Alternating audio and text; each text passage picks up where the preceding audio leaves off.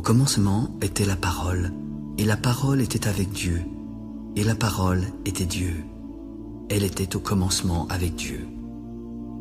Toutes choses ont été faites par elle, et rien de ce qui a été fait n'a été fait sans elle. En elle était la vie, et la vie était la lumière des hommes. La lumière luit dans les ténèbres, et les ténèbres ne l'ont point reçue. Il y eut un homme envoyé de Dieu. Son nom était Jean. Il vint pour servir de témoin et pour rendre témoignage à la lumière, afin que tous crussent par lui. Il n'était pas la lumière, mais il parut pour rendre témoignage à la lumière. Cette lumière était la véritable lumière qui, en venant dans le monde, éclaire tout homme. Elle était dans le monde. Le monde a été fait par elle, et le monde ne l'a point connue. Elle est venue chez les siens, et les siens ne l'ont point reçue. Mais à tous ceux qui l'ont reçue et à ceux qui croient en son nom, elle a donné le pouvoir de devenir enfants de Dieu, lesquels sont nés non du sang, ni de la volonté de la chair, ni de la volonté de l'homme, mais de Dieu. La parole a été faite chair, et elle a habité parmi nous pleine de grâce et de vérité. Nous avons contemplé sa gloire, une gloire comme la gloire du Fils unique venu du Père. Et Jean lui a rendu témoignage. C'est celui dont j'ai dit, celui qui vient après moi m'a précédé, car il était avant moi. Nous avons tous reçu de sa plénitude et grâce pour grâce. La loi a été donnée par Moïse, mais la grâce et la vérité sont venues par Jésus-Christ. Personne n'a jamais vu Dieu. Le Fils unique qui est dans le sein du Père est celui qui l'a fait connaître. Voici le témoignage de Jean lorsque les Juifs envoyèrent de Jérusalem des sacrificateurs et des Lévites pour le questionner. « Toi, qui es-tu » ? « Je ne suis pas le Christ. »« Qui es-tu ? Es-tu Élie ?»« Non, je ne suis pas Élie. »« Es-tu le prophète ?»« Non plus. »« Mais dis-nous qui tu es, afin que nous donnions une réponse à ceux qui nous ont envoyés. Que dis-tu de toi-même ?»« Moi, je suis la voix de celui qui crie dans le désert. Aplanissez le chemin du Seigneur, comme a dit Ésaïe le prophète. » Ceux qui avaient été envoyés étaient des pharisiens, et ils le questionnèrent encore. « Pourquoi donc baptises-tu si tu n'es pas le Christ, ni Élie, ni le prophète ?»« Moi, je baptise d'eau. Mais au milieu de vous, il y a quelqu'un que vous ne connaissez pas, qui vient après moi, et je ne suis pas digne de délier les lacets de ses souliers. » Ces choses se passèrent à Béthanie, au-delà du Jourdain, où Jean baptisait. Le lendemain, il vit Jésus venant à lui. « Voici l'agneau de Dieu qui ôte le péché du monde. C'est celui dont j'ai dit, « Après moi vient un homme qui m'a précédé, car il était avant moi. Je ne le connaissais pas, mais c'est afin qu'il fût manifesté à Israël que je suis venu baptiser d'eau. J'ai vu l'Esprit descendre du ciel comme une colombe et s'arrêter sur lui. Je ne le connaissais pas, mais celui qui m'a envoyé baptiser d'eau m'a dit, « Celui sur qui tu verras l'Esprit descendre et s'arrêter, c'est celui qui baptise du Saint-Esprit. » J'ai vu et j'ai rendu témoignage qu'il est le Fils de Dieu. Le lendemain, lorsque Jésus passait, Jean était encore là avec 2 de ses disciples. « Regardez, voici l'agneau de Dieu. » Les 2 disciples l'entendirent prononcer ces paroles et suivirent Jésus. Voyant qu'ils le suivaient, Jésus se retourna. « Que cherchez-vous » ? ?»« Maître, où demeures-tu » ? ?»« Venez et voyez. » Ils allèrent et ils virent où il demeurait. Ils restèrent auprès de lui ce jour-là. C'était environ la 10e heure. André, frère de Simon-Pierre, était l'un des 2 qui avaient entendu les paroles de Jean et avait suivi Jésus. Ce fut lui qui rencontra le premier son frère Simon. « Simon, nous avons trouvé le Messie, nous avons trouvé le Christ !» Puis André conduisit Simon vers Jésus. Jésus le regarda. « Tu es Simon, fils de Jonas. Tu seras appelé Pierre. » Le lendemain, Jésus voulut se rendre en Galilée. Il rencontra Philippe et lui demanda de le suivre. Philippe était de Bethsaïda, de la ville d'André et de Pierre. Puis Philippe rencontra Nathanaël. « Nous avons trouvé celui de qui Moïse a écrit dans la loi, celui dont les prophètes ont parlé, Jésus de Nazareth, le fils de Joseph. » Philippe, peut-il venir de Nazareth quelque chose de bon? Alors viens et vois toi-même. Jésus, voyant venir à lui Nathanaël, dit de lui: Voici vraiment un Israélite dans lequel il n'y a point de fraude. D'où me connais-tu? Avant que Philippe ne t'appelle, je t'ai vu quand tu étais sous le figuier. Maître, tu es le Fils de Dieu, tu es le roi d'Israël. Parce que je t'ai dit que je t'ai vu sous le figuier, tu crois. Mais tu verras de plus grandes choses que celles-ci. En vérité, vous verrez désormais le ciel ouvert et les anges de Dieu monter et descendre sur le Fils de l'homme. 3 jours après, il y eut des noces à Cana en Galilée. La mère de Jésus était là, et Jésus fut aussi invité aux noces avec ses disciples. Le vin ayant manqué, Marie s'adressa à Jésus. « Vois, ils n'ont plus de vin. » « Femme, qu'y a-t-il entre moi et toi? Mon heure n'est pas encore venue. » Faites ce qu'il vous dira. Or, il y avait là 6 vases de pierre destinés aux purifications des Juifs et contenant chacun 2 ou 3 mesures. Remplissez d'eau ces vases et portez-en à l'ordonnateur du repas. Quand l'ordonnateur du repas eut goûté l'eau changée en vin, et ne sachant d'où venait ce vin, il appela Jésus. Tout homme sert d'abord le bon vin, puis le moins bon après qu'on se soit enivré. Toi, tu as gardé le bon vin jusqu'à présent. Tel fut, à Cana en Galilée, le premier des miracles que fit Jésus. Il manifesta sa gloire et ses disciples crurent en lui. Après cela, il descendit à Capernaum avec sa mère, ses frères et ses disciples, mais ils n'y demeurèrent que peu de jours. La Pâque des Juifs était proche, et Jésus monta à Jérusalem. Il trouva, assis dans le temple, des changeurs ainsi que des vendeurs de bœufs, de brebis et de pigeons. Ayant fait un fouet avec des cordes, il chassa du temple tous les commerçants et leurs animaux. Il dispersa la monnaie des changeurs, renversa les tables et s'adressa aux vendeurs de pigeons. « Ôtez cela d'ici. Ne faites pas de la maison de mon père une maison de trafic. » Ses disciples se souvinrent qu'il est écrit « Le zèle de ta maison me dévore ». Les Juifs prirent alors la parole. « Quel miracle nous montres-tu pour agir de la sorte ?» « Détruisez ce temple, et en 3 jours je le relèverai. » « Il a fallu 46 ans pour bâtir ce temple, et toi en 3 jours tu le relèveras ?»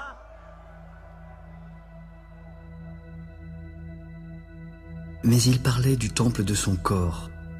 C'est pourquoi, lorsqu'il fut ressuscité des morts, ses disciples se souvinrent qu'il avait dit cela et crurent à l'écriture et à la parole que Jésus avait dite. Pendant que Jésus était à Jérusalem, à la fête de Pâques, plusieurs crurent en son nom, voyant les miracles qu'il faisait. Mais Jésus ne se fiait point à eux, parce qu'il les connaissait tous et parce qu'il n'avait pas besoin qu'on lui rendît témoignage d'aucun homme, car il savait lui-même ce qui était dans l'homme.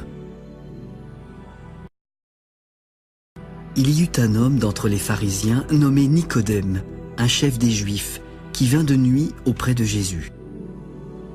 « Maître, nous savons que tu es un docteur venu de Dieu, car personne ne peut faire les miracles que tu fais si Dieu n'est pas avec lui. » En vérité, je te le dis, si un homme ne naît de nouveau, il ne peut voir le royaume de Dieu. Comment un homme peut-il naître quand il est vieux? Peut-il de nouveau rentrer dans le sein de sa mère et renaître? En vérité, je te le dis, si un homme ne naît d'eau et d'esprit, il ne peut entrer dans le royaume de Dieu. Ce qui est né de la chair est chair, et ce qui est né de l'esprit est esprit. Ne t'étonne pas que je t'ai dit, il faut que vous naissiez de nouveau. Le vent souffle où il veut. Tu entends le bruit, mais tu ne sais pas d'où il vient ni où il va. Il en est ainsi de tout homme qui est né de l'esprit. Mais comment cela peut-il se faire? Tu es le docteur d'Israël et tu ne sais pas ces choses? En vérité, je te le dis, nous disons ce que nous savons et nous rendons témoignage de ce que nous avons vu, mais vous ne recevez pas notre témoignage. Si vous ne croyez pas quand je vous ai parlé des choses terrestres, comment croirez-vous quand je vous parlerai des choses célestes? Personne n'est monté au ciel si ce n'est celui qui est descendu du ciel, le Fils de l'homme qui est dans le ciel. Et comme Moïse éleva le serpent dans le désert, il faut de même que le Fils de l'homme soit élevé afin que quiconque croit en lui ait la vie éternelle. Car Dieu a tant aimé le monde qu'il a donné son Fils unique, afin que quiconque croit en lui ne périsse point, mais qu'il ait la vie éternelle. Dieu, en effet, n'a pas envoyé son Fils dans le monde pour qu'il juge le monde, mais pour que le monde soit sauvé par lui. Celui qui croit en lui n'est point jugé, mais celui qui ne croit pas est déjà jugé, parce qu'il n'a pas cru au nom du Fils unique de Dieu. Et ce jugement, c'est que la lumière étant venue dans le monde, les hommes ont préféré les ténèbres à la lumière, car leurs œuvres étaient mauvaises. Car quiconque fait le mal est la lumière, et ne vient pas à la lumière, de peur que ses œuvres ne soient dévoilées. Mais celui qui agit selon la vérité vient à la lumière, afin que ses œuvres soient manifestées, parce qu'elles sont faites en Dieu. Après cela, Jésus, accompagné de ses disciples, se rendit dans la terre de Judée. Là, il demeurait avec eux et il baptisait. Jean aussi baptisait à Hénon, près de Salim, parce qu'il y avait là beaucoup d'eau, et on y venait pour être baptisé, car Jean n'avait pas encore été mis en prison. Or, il s'éleva de la part des disciples de Jean une dispute avec un juif touchant la purification. Ils vinrent alors trouver Jean. « Maître, celui qui était avec toi au-delà du Jourdain et à qui tu as rendu témoignage, regarde, il baptise et tous vont à lui !» Un homme ne peut recevoir que ce qui lui a été donné du ciel. Vous-même m'êtes témoin que j'ai dit, je ne suis pas le Christ, mais j'ai été envoyé devant lui. Celui à qui appartient l'épouse, c'est l'époux. Mais l'ami de l'époux qui se tient là et qui l'entend éprouve une grande joie à cause de la voix de l'époux.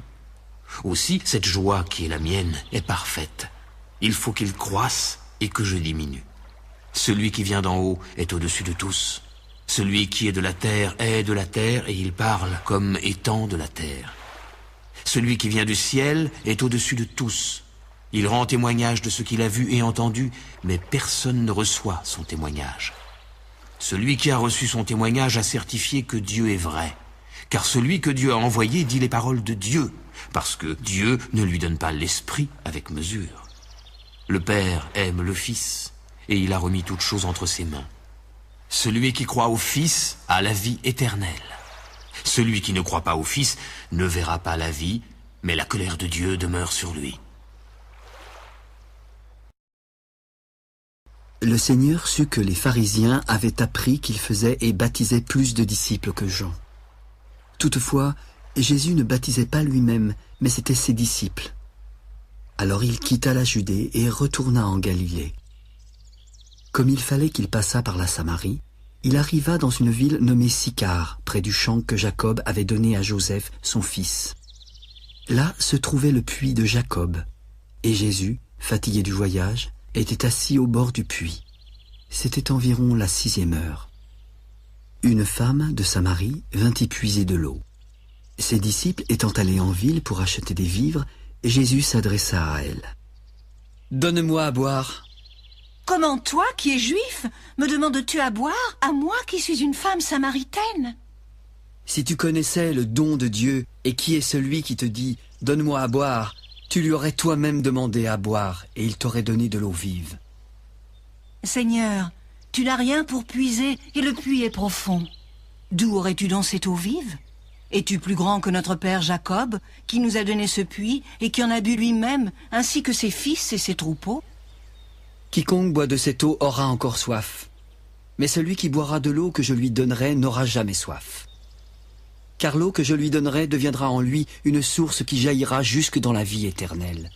« Seigneur, donne-moi cette eau afin que je n'ai plus soif et que je ne vienne plus puiser ici. » « Va, appelle ton mari et viens ici. »« Je n'ai point de mari. »« Tu as eu raison de dire « je n'ai point de mari », car tu as eu 5 maris, et celui que tu as maintenant n'est pas ton mari. En cela, tu as dit vrai. »« Seigneur, je vois que tu es prophète. Nos pères ont adoré sur cette montagne, et vous dites, vous, que le lieu où il faut adorer est à Jérusalem? » Femme, crois-moi, l'heure vient où ce ne sera ni sur cette montagne, ni à Jérusalem que vous adorerez le Père. Vous adorez ce que vous ne connaissez pas. Nous adorons ce que nous connaissons, car le salut vient des Juifs. Mais l'heure vient, et elle est déjà venue, où les vrais adorateurs adoreront le Père en esprit et en vérité, car ce sont là les adorateurs que le Père demande. Dieu est esprit, et il faut que ceux qui l'adorent en esprit et en vérité. Je sais que le Messie, celui qu'on appelle Christ, doit venir, et quand il sera venu, il nous annoncera toutes choses. Je le suis, moi qui te parle. Là-dessus arrivèrent ses disciples qui furent étonnés de ce qu'il parlait avec une femme. Toutefois, aucun ne lui dit « Que demandes-tu » ou « De quoi parles-tu avec elle ?» Alors la femme, ayant laissé sa cruche, courut dans la ville. « Venez voir, un homme qui m'a dit tout ce que j'ai fait. Ne serait-ce point le Christ ?» Ils sortirent de la ville et vinrent vers lui. Pendant ce temps, les disciples le pressaient de manger. « Maître, mange !»« J'ai à manger une nourriture que vous ne connaissez pas. » Les disciples se disaient donc les uns aux autres, « Quelqu'un lui aurait-il déjà apporté à manger ?» Ma nourriture est de faire la volonté de celui qui m'a envoyé et d'accomplir son œuvre. Ne dites-vous pas qu'il y a encore 4 mois jusqu'à la moisson? Voici, je vous le dis, levez les yeux et regardez les champs qui déjà blanchissent pour la moisson. Celui qui moissonne reçoit un salaire et amasse des fruits pour la vie éternelle, afin que celui qui sème et celui qui moissonne se réjouissent ensemble. Car en ceci, ce qu'on dit est vrai. Autre est celui qui sème et autre celui qui moissonne. Je vous ai envoyé moissonner ce que vous n'avez pas travaillé. D'autres ont travaillé et vous êtes entrés dans leur travail. Plusieurs Samaritains de cette ville crurent en Jésus à cause de cette déclaration formelle de la femme. « Il m'a dit tout ce que j'ai fait. » Aussi, quand les Samaritains vinrent le trouver, ils le prièrent de rester auprès d'eux. Il y resta 2 jours. Un beaucoup plus grand nombre crurent à cause de sa parole. Il disait à la femme, « Ce n'est plus à cause de ce que tu as dit que nous croyons, car nous l'avons entendu nous-mêmes, et nous savons qu'il est vraiment le Sauveur du monde. » Après ces 2 jours, Jésus partit de là pour se rendre en Galilée, car il avait déclaré lui-même qu'un prophète n'est pas honoré dans sa propre patrie. Lorsqu'il y arriva, il fut bien reçu des Galiléens qui étaient également allés à la fête, car ils avaient vu tout ce qu'il avait fait à Jérusalem. Il retourna donc à Cana, en Galilée, où il avait changé l'eau en vin. Il y avait à Capernaum un officier du roi dont le fils était malade. Ayant appris que Jésus était venu de Judée en Galilée, il alla vers lui, le pria de descendre et de guérir son fils qui était près de mourir. Si vous ne voyez des miracles et des prodiges, vous ne croyez point. L'officier du roi lui dit, « Seigneur, descends avant que mon enfant meure. » « Va, ton fils vit. » Cet homme s'en alla et crut à la parole que Jésus lui avait dite. Déjà, comme il descendait, ses serviteurs vinrent à sa rencontre. « Ton enfant, il vit. »« À quelle heure s'est-il trouvé mieux ?»« Hier. À la 7e heure, la fièvre l'a quitté. » Le père reconnut que c'était à cette heure-là que Jésus lui avait dit « Ton fils vit. » Et il crut, lui et toute sa maison. Jésus fit encore ce second miracle lorsqu'il fut venu de Judée en Galilée. Il y eut ensuite une fête des Juifs et Jésus monta à Jérusalem.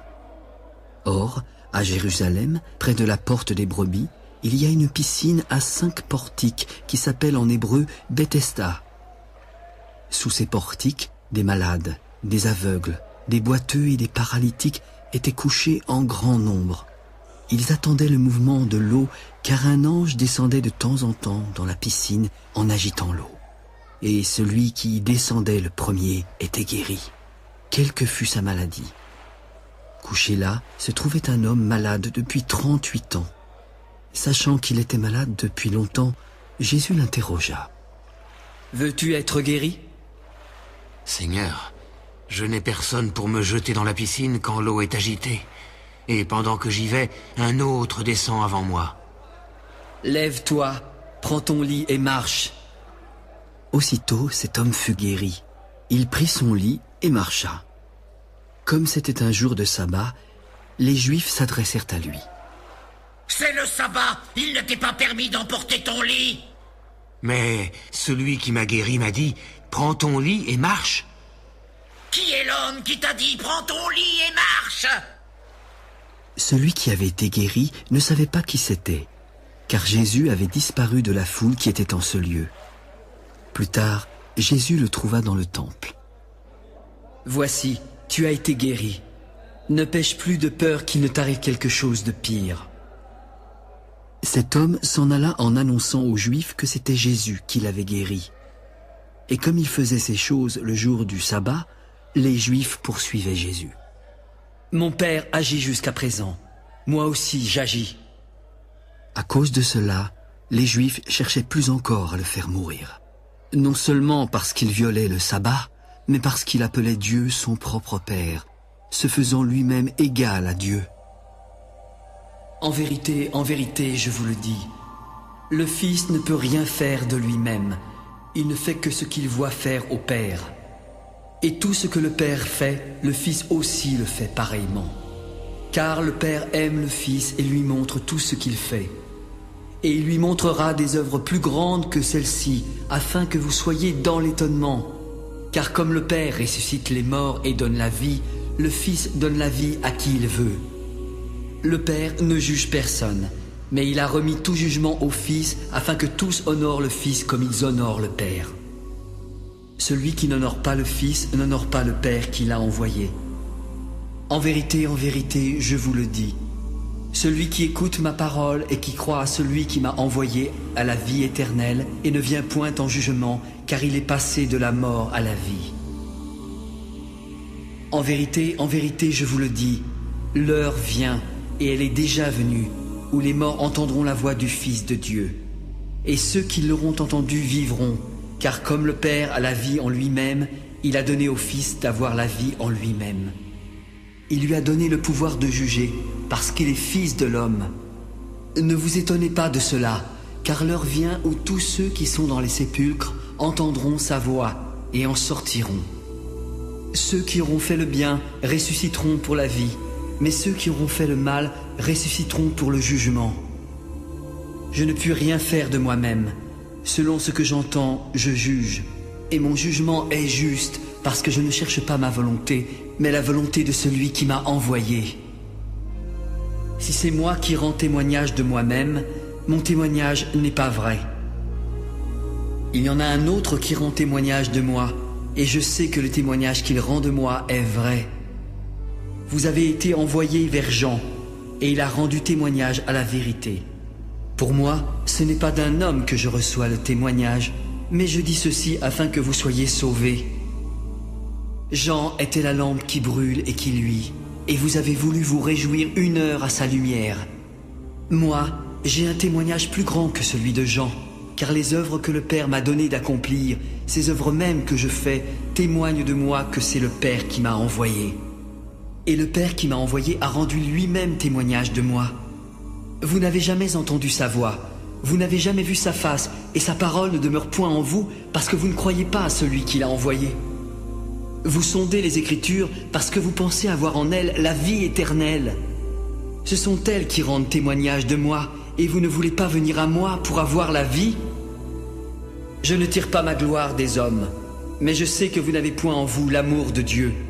Je suis venu au nom de mon Père, et vous ne me recevez pas. Si un autre vient en son propre nom, vous le recevrez. Comment pouvez-vous croire, vous qui tirez votre gloire les uns des autres et qui ne cherchez point la gloire qui vient de Dieu seul? Ne pensez pas que moi je vous accuserai devant le Père. Celui qui vous accuse, c'est Moïse, en qui vous avez mis votre espérance. Car si vous croyez Moïse, vous me croiriez aussi parce qu'il a écrit de moi. Mais si vous ne croyez pas ces écrits, comment croirez-vous à mes paroles?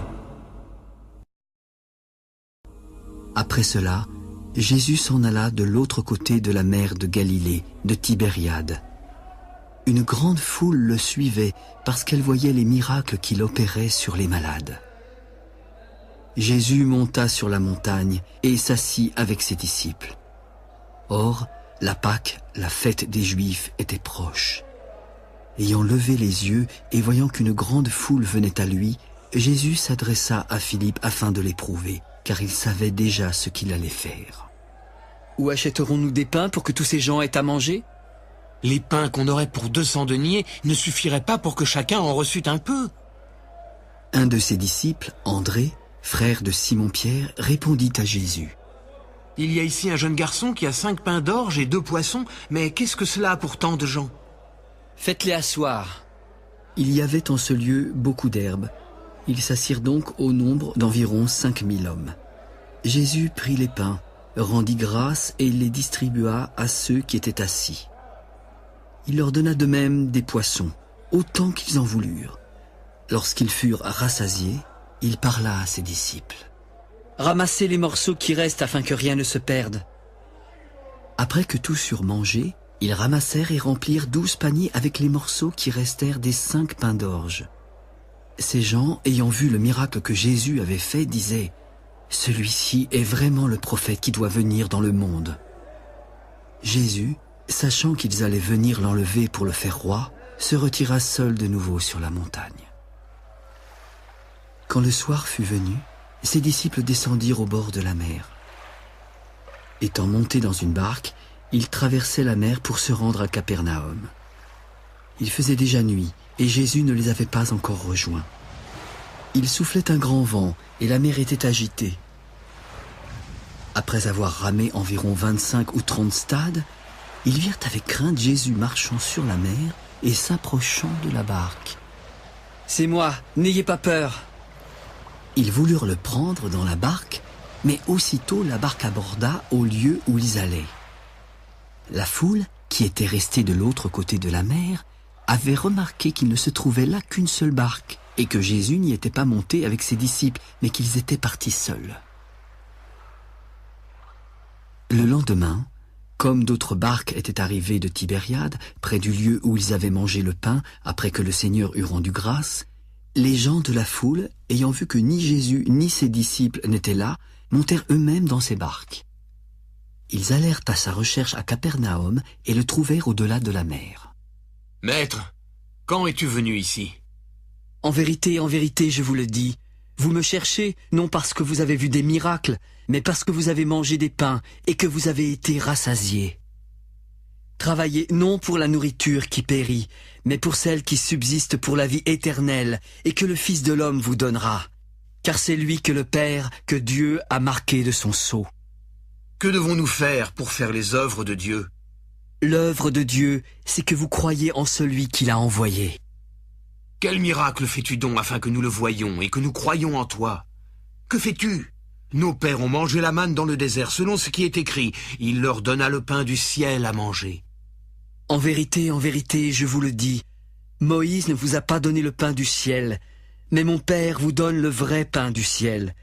Car le pain de Dieu, c'est celui qui descend du ciel et qui donne la vie au monde.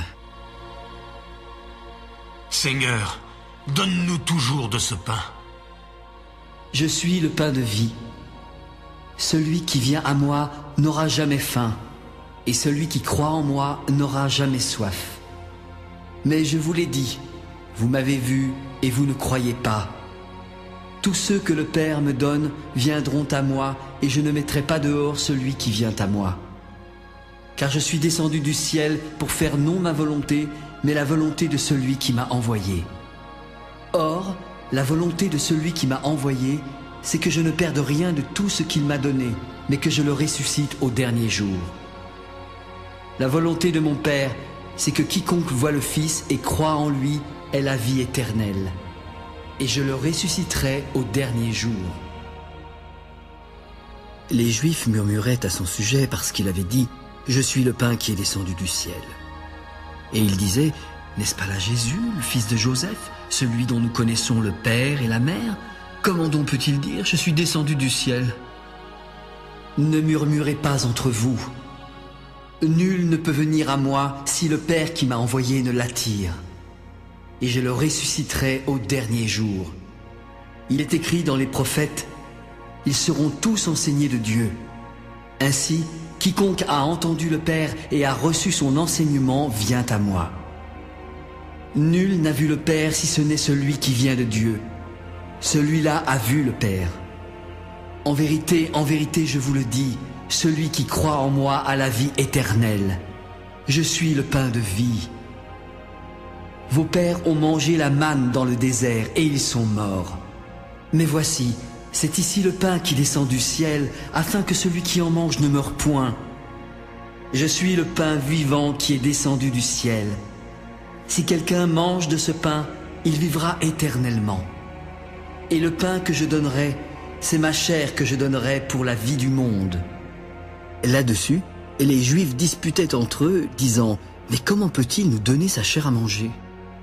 En vérité, je vous le dis, si vous ne mangez la chair du Fils de l'homme, et si vous ne buvez son sang, vous n'avez point la vie en vous-même. Celui qui mange ma chair et qui boit mon sang a la vie éternelle, et je le ressusciterai au dernier jour. Car ma chair est vraiment une nourriture, et mon sang est vraiment un breuvage. Celui qui mange ma chair et boit mon sang demeure en moi, et je demeure en lui. Comme le Père qui est vivant m'a envoyé, je vis par le Père. Ainsi, celui qui me mange vivra par moi. C'est ici le pain qui est descendu du ciel. Il n'en est pas comme vos pères qui ont mangé la manne et qui sont morts. Celui qui mange de ce pain vivra éternellement. Jésus dit ces choses dans la synagogue en enseignant à Capernaum. Plusieurs de ses disciples, après l'avoir entendu, se dirent « Cette parole est dure, qui peut l'écouter ?» Mais Jésus savait en lui-même que ses disciples murmuraient à ce sujet. « Cela vous scandalise-t-il? Et si vous voyez le Fils de l'homme monter où il était auparavant? C'est l'Esprit qui vivifie, la chair ne sert à rien.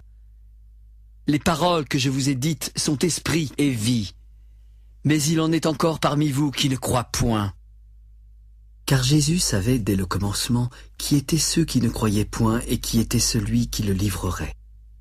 C'est pourquoi je vous ai dit que nul ne peut venir à moi si cela ne lui a été donné par le Père. Dès ce moment, plusieurs de ses disciples se retirèrent et n'allèrent plus avec lui. Jésus s'adressa ensuite aux 12. « Et vous, ne voulez-vous pas partir ?» Simon-Pierre lui répondit. « Seigneur, à qui irions-nous? Tu as les paroles de la vie éternelle. Nous avons cru et nous avons connu que tu es le Christ, le Saint de Dieu. » N'est-ce pas moi qui vous ai choisi, vous, les 12? Mais l'un de vous est un démon.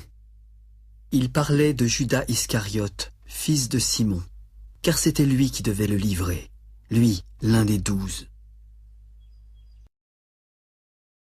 Après cela, Jésus parcourait la Galilée. Il ne voulait pas séjourner en Judée, car les Juifs cherchaient à le faire mourir. Or, la fête des Juifs, la fête des tabernacles était proche. Alors ses frères, qui ne croyaient pas non plus en lui adressèrent la parole. « Pars d'ici, et va en Judée afin que tes disciples voient aussi les œuvres que tu fais. Personne n'agit en secret lorsqu'il désire paraître. Si tu fais ces choses, montre-toi toi-même au monde. » Mon temps n'est pas encore venu, mais votre temps est toujours prêt. Le monde ne peut vous haïr. Moi, il me hait parce que je rends de lui le témoignage que ses œuvres sont mauvaises. Montez, vous, à cette fête. Pour moi, je n'y monte point, parce que mon temps n'est pas encore accompli. » Après leur avoir dit cela, il resta en Galilée. Mais lorsque ses frères furent montés à la fête, il y monta aussi lui-même en secret. Les Juifs le cherchaient pendant la fête et se disaient « Mais où est-il » Il y avait dans la foule grande rumeur à son sujet. Les uns disaient « C'est un homme de bien », d'autres disaient « Non, il égare la multitude ». Personne toutefois ne parlait librement de lui par crainte des Juifs. Vers le milieu de la fête, Jésus monta au temple. Il enseignait et les Juifs s'étonnaient. « Comment connaît-il les Écritures, lui qui n'a point étudié ?» Ma doctrine n'est pas de moi, mais de celui qui m'a envoyé. Si quelqu'un veut faire sa volonté, il connaîtra si ma doctrine est de Dieu ou si je parle de mon chef. Celui qui parle de son chef cherche sa propre gloire, mais celui qui cherche la gloire de celui qui l'a envoyé, celui-là est vrai, et il n'y a point d'injustice en lui. Moïse ne vous a-t-il pas donné la loi? Mais nul de vous n'observe la loi. Pourquoi cherchez-vous à me faire mourir? Tu as un démon! Qui est-ce qui cherche à te faire mourir? J'ai fait une œuvre, et vous en êtes tous étonnés. Moïse vous a donné la circoncision, et vous circoncisez un homme le jour du sabbat. Si un homme reçoit la circoncision le jour du sabbat, afin que la loi de Moïse ne soit pas violée, pourquoi vous irritez-vous contre moi de ce que j'ai guéri un homme tout entier le jour du sabbat? Ne jugez pas selon l'apparence, mais jugez selon la justice. Parmi la foule, quelques habitants de Jérusalem remarquèrent Jésus. N'est-ce pas là celui qu'il cherche à faire mourir? Il parle librement et ils ne lui disent rien. Est-ce que vraiment les chefs auraient reconnu qu'il est le Christ? Cependant, celui-ci, nous savons d'où il est. Mais quand le Christ viendra, personne ne saura d'où il est. Et Jésus continua d'enseigner dans le temple. Vous me connaissez et vous savez d'où je suis. Je ne suis pas venu de moi-même, mais celui qui m'a envoyé est vrai, et vous ne le connaissez pas. Moi, je le connais car je viens de lui, et c'est lui qui m'a envoyé. Il cherchait donc à se saisir de Jésus. Mais personne ne put mettre la main sur lui, car son heure n'était pas encore venue, et plusieurs parmi la foule crurent en lui. Il se disait, le Christ, quand il viendra, fera-t-il plus de miracles que n'en a fait celui-ci? Les pharisiens entendirent la foule murmurant de lui ces choses. Alors les principaux sacrificateurs et les pharisiens envoyèrent des huissiers pour le saisir. Je suis encore avec vous pour un peu de temps, puis je m'en vais vers celui qui m'a envoyé. Vous me chercherez, mais vous ne me trouverez pas, et vous ne pouvez venir où je serai. Sur quoi les Juifs dirent entre eux, où ira-t-il que nous ne le trouvions pas? Ira-t-il parmi ceux qui sont dispersés chez les Grecs? Enseignera-t-il les Grecs? Que signifie cette parole qu'il a dite, vous me chercherez, mais vous ne me trouverez pas, et vous ne pouvez venir où je serai? Le dernier jour, au grand jour de la fête, Jésus se tenait debout. Si quelqu'un a soif, qu'il vienne à moi et qu'il boive. À celui qui croit en moi, et comme dit l'Écriture, des fleuves d'eau vive couleront de son sein. Il dit cela de l'Esprit que devaient recevoir ceux qui croiraient en lui. Et l'Esprit n'était pas encore descendu, parce que Jésus n'avait pas encore été glorifié. Des gens de la foule, ayant entendu ces paroles, se disaient « Celui-ci est vraiment le prophète ?» D'autres disaient « C'est le Christ ?» Et d'autres disaient « Est-ce bien de la Galilée que doit venir le Christ ?» L'Écriture ne dit-elle pas que c'est de la postérité de David et du village de Bethléem où était David que le Christ doit venir? Il y eut donc, à cause de lui, division parmi la foule. Quelques-uns d'entre eux voulaient le saisir, mais personne ne mit la main sur lui. Ainsi, les huissiers retournèrent vers les principaux sacrificateurs et les pharisiens. « Mais pourquoi ne l'avez-vous pas amené? Jamais un homme n'a parlé comme cet homme. Est-ce que vous aussi vous avez été séduits? Y a-t-il quelqu'un, des chefs ou des pharisiens, qui ait cru en lui? Mais cette foule qui ne connaît pas la loi, ce sont des maudits! » Nicodème, qui était venu de nuit vers Jésus et qui était l'un d'entre eux, leur répondit. « Notre loi condamne-t-elle un homme avant qu'on l'entende et qu'on sache ce qu'il a fait? Es-tu aussi galiléen? Examine, et tu verras que de Galilée, il ne sort pas de prophète. » Et chacun s'en retourna dans sa maison. Jésus se rendit à la montagne des Oliviers. Mais dès le matin, il alla de nouveau dans le temple et tout le peuple vint à lui. S'étant assis, il les enseignait. Alors, les scribes et les pharisiens amenèrent une femme surprise en adultère. Ils la placèrent au milieu du peuple et dirent à Jésus. « Maître, cette femme a été surprise en flagrant délit d'adultère. Moïse, dans la loi, nous a ordonné de lapider de telles femmes. Et toi, que dis-tu » Il disait cela pour l'éprouver afin de pouvoir l'accuser. Mais Jésus, s'étant baissé, écrivait avec le doigt sur la terre. Comme il continuait à l'interroger, il se releva et leur dit « Que celui de vous qui est sans péché jette le premier la pierre contre elle. » Et s'étant de nouveau baissé, il continuait d'écrire sur la terre. Quand ils entendirent cela, accusés par leur conscience, ils se retirèrent un à un, depuis les plus âgés jusqu'aux derniers. Et Jésus resta seul avec la femme qui était là, au milieu. Alors, s'étant relevé et ne voyant plus que la femme, Jésus lui parla. « Femme, où sont ceux qui t'accusaient? Personne ne t'a-t-il condamné? » ?»« Non, Seigneur. » »« Alors je ne te condamne pas non plus. Va et ne pêche plus. Je suis la lumière du monde. Celui qui me suit ne marchera pas dans les ténèbres, mais il aura la lumière de la vie. Tu rends témoignage de toi-même. Ton témoignage n'est pas vrai. Quoique je rende témoignage de moi-même, mon témoignage est vrai, car je sais d'où je suis venu et où je vais. Mais vous ne savez ni d'où je viens, ni où je vais. Vous jugez selon la chair, mais moi je ne juge personne. Si je juge, mon jugement est vrai, et je ne suis pas seul, car le Père qui m'a envoyé est avec moi. Il est écrit dans votre loi que le témoignage de 2 hommes est vrai. Je rends témoignage de moi-même, et le Père qui m'a envoyé rend témoignage de moi. Où est ton père? Vous ne me connaissez ni moi, ni mon Père. Si vous me connaissiez, vous connaîtriez aussi mon Père. Jésus dit ces paroles en enseignant dans le temple, au lieu où était le trésor. Personne ne le saisit parce que son heure n'était pas encore venue. Je m'en vais et vous me chercherez, mais vous mourrez dans votre péché. Vous ne pouvez venir où je vais. Sur quoi les Juifs se dirent, se tuera-t-il lui-même puisqu'il dit « Vous ne pouvez venir où je vais » Vous êtes d'en bas, moi je suis d'en haut. Vous êtes de ce monde, moi je ne suis pas de ce monde. C'est pourquoi je vous ai dit que vous mourrez dans vos péchés, car si vous ne croyez pas ce que je suis, vous mourrez dans vos péchés. Mais qui es-tu? Ce que je vous dis dès le commencement. J'ai beaucoup de choses à dire de vous et à juger en vous. Mais celui qui m'a envoyé est vrai, et ce que j'ai entendu de lui, je le dis au monde. Comme ils ne comprirent point qu'il leur parlait du Père, Jésus leur dit « Quand vous aurez élevé le Fils de l'homme, alors vous connaîtrez ce que je suis et que je ne fais rien de moi-même, mais que je parle selon ce que le Père m'a enseigné. Celui qui m'a envoyé est avec moi. Il ne m'a pas laissé seul, parce que je fais toujours ce qui lui est agréable. » Comme Jésus parlait ainsi, plusieurs crurent en lui. Il s'adressa alors à eux. « Si vous demeurez dans ma parole, vous êtes vraiment mes disciples. Vous connaîtrez la vérité, et la vérité vous affranchira. » Nous sommes la postérité d'Abraham, et nous n'avons jamais été esclaves de personne.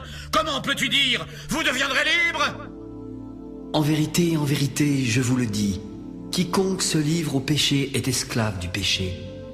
Or, l'esclave ne demeure pas toujours dans la maison, mais le Fils y demeure toujours. Si donc le Fils vous affranchit, vous serez réellement libre. Je sais que vous êtes la postérité d'Abraham, mais vous cherchez à me faire mourir parce que ma parole ne pénètre pas en vous. Je dis ce que j'ai vu chez mon Père, et vous faites ce que vous avez entendu de la part de votre Père. Notre Père, c'est Abraham! Si vous étiez enfant d'Abraham, vous feriez les œuvres d'Abraham. Mais maintenant vous cherchez à me faire mourir, moi qui vous ai dit la vérité que j'ai entendue de Dieu. Cela, Abraham ne l'a point fait. Vous faites les œuvres de votre père. Nous ne sommes pas des enfants illégitimes. Nous avons un seul Père, Dieu. Si Dieu était votre Père, vous m'aimeriez, car c'est de Dieu que je suis sorti et que je viens. Je ne suis pas venu de moi-même, mais c'est lui qui m'a envoyé. Pourquoi ne comprenez-vous pas mon langage? Parce que vous ne pouvez pas écouter ma parole. Vous avez pour père le diable, et vous voulez accomplir les désirs de votre père. Il a été meurtrier dès le commencement. Il ne se tient pas dans la vérité, parce qu'il n'y a pas de vérité en lui. Lorsqu'il profère le mensonge, il parle de son propre fond, car il est menteur et père du mensonge. Et moi, parce que je dis la vérité, vous ne me croyez pas. Qui de vous me convaincra de péché? Si je dis la vérité, pourquoi ne me croyez-vous pas? Celui qui est de Dieu écoute les paroles de Dieu. Vous n'écoutez pas parce que vous n'êtes pas de Dieu. N'avons-nous pas raison de dire que tu es un Samaritain et que tu as un démon? Je n'ai pas de démon, mais j'honore mon Père et vous m'outragez. Je ne cherche point ma gloire, mais il en est un qui la cherche et qui juge. En vérité, je vous le dis, si quelqu'un garde ma parole, il ne verra jamais la mort. Maintenant, nous connaissons que tu as un démon. Abraham est mort, les prophètes aussi. Et tu dis, si quelqu'un garde ma parole, il ne verra jamais la mort. Es-tu plus grand que notre père Abraham qui est mort? Les prophètes aussi sont morts. Mais qui donc prétends-tu être? Si je me glorifie moi-même, ma gloire n'est rien. C'est mon Père qui me glorifie. Lui que vous dites être votre Dieu et que vous ne connaissez pas. Pour moi, je le connais. Et si je disais que je ne le connais pas, je serais semblable à vous, un menteur. Mais je le connais et je garde sa parole. Abraham, votre père, a tressailli de joie de ce qu'il verrait mon jour. Il l'a vu et il s'est réjoui. Tu n'as pas encore 50 ans et tu as vu Abraham? En vérité, je vous le dis, avant qu'Abraham fût, je suis. Là-dessus, ils prirent des pierres pour les jeter contre lui. Mais Jésus se cacha et sortit du temple.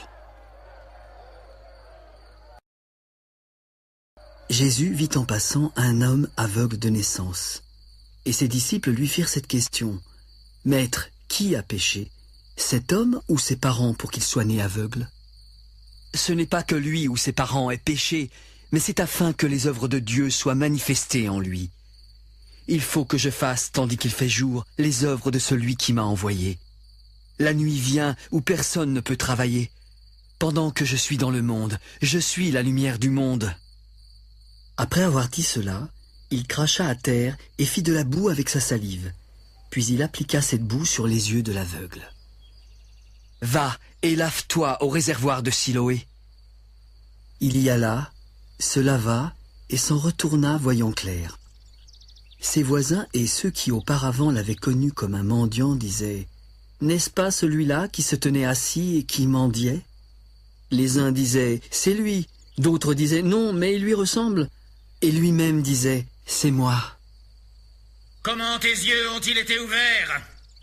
L'homme qu'on appelle Jésus a fait de la boue et a oint mes yeux, puis il m'a dit « Va au réservoir de Siloé et lave-toi ». Alors voici, j'y suis allé, je me suis lavé, et j'ai recouvré la vue. Où est cet homme? Je ne sais pas. Ils emmenèrent ensuite vers les pharisiens celui qui avait été aveugle. Mais c'était un jour de sabbat que Jésus avait fait de la boue et lui avait ouvert les yeux. Et de nouveau, les pharisiens demandèrent à l'homme comment il avait recouvré la vue. Il a appliqué de la boue sur mes yeux, je me suis lavé et je vois. Cet homme ne vient pas de Dieu car il n'observe pas le sabbat. Comment un homme pécheur peut-il faire de tels miracles? Et toi, que dis-tu de lui sur ce qu'il t'a ouvert les yeux?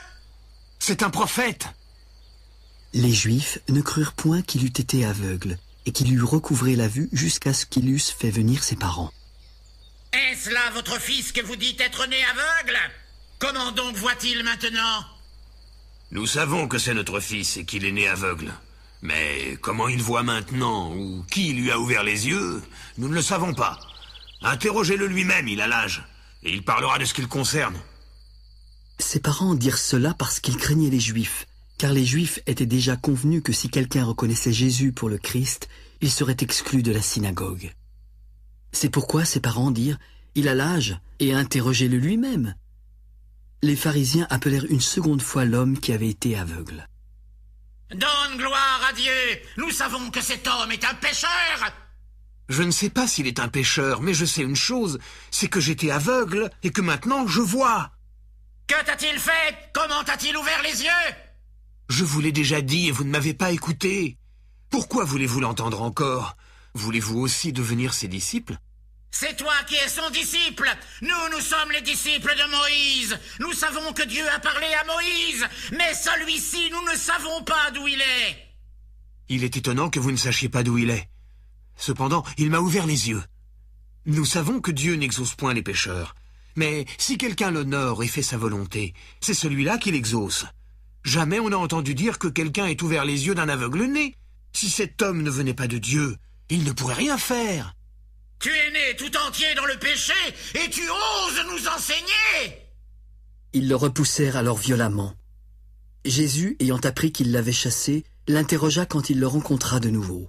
« Crois-tu au Fils de Dieu ?» Et qui est-il, Seigneur, afin que je croie en lui? Tu l'as vu, et celui qui te parle, c'est lui. Je crois, Seigneur. Je suis venu dans ce monde pour un jugement, afin que ceux qui ne voient point voient, et que ceux qui voient deviennent aveugles. Nous aussi sommes-nous aveugles? Si vous étiez aveugles, vous n'auriez pas de péché. Mais maintenant, vous dites, nous voyons. C'est pour cela que votre péché subsiste. En vérité, je vous le dis, Celui qui n'entre pas par la porte dans la bergerie, mais qui y monte par ailleurs est un voleur et un brigand. Mais celui qui entre par la porte est le berger des brebis. Le portier lui ouvre et les brebis entendent sa voix. Il appelle par leur nom celles qui lui appartiennent et il les conduit dehors. Lorsqu'il a fait sortir toutes ses brebis, il marche devant et elles le suivent parce qu'elles connaissent sa voix. Elles ne suivront point un étranger, mais elles fuiront loin de lui parce qu'elles ne connaissent pas la voix des étrangers. Jésus leur dit cette parabole, mais ils ne comprirent pas de quoi il leur parlait. En vérité, je vous le dis, je suis la porte des brebis. Tous ceux qui sont venus avant moi sont des voleurs et des brigands, mais les brebis ne les ont point écoutés. Je suis la porte. Si quelqu'un entre par moi, il sera sauvé. Il entrera, il sortira et il trouvera des pâturages. Le voleur ne vient que pour dérober, égorger et détruire. Moi, je suis venu afin que les brebis aient la vie et qu'elles soient dans l'abondance. Je suis le bon berger. Le bon berger donne sa vie pour ses brebis. Mais le mercenaire, qui n'est pas le berger et à qui n'appartiennent pas les brebis, voit venir le loup. Il abandonne les brebis et prend la fuite. Alors le loup les ravit et les disperse. Le mercenaire s'enfuit parce qu'il est mercenaire et qu'il ne se met pas en peine pour des brebis. Je suis le bon berger. Je connais mes brebis. Elles me connaissent comme le Père me connaît et comme je connais le Père. Je donne ma vie pour mes brebis. J'ai encore d'autres brebis qui ne sont pas de cette bergerie.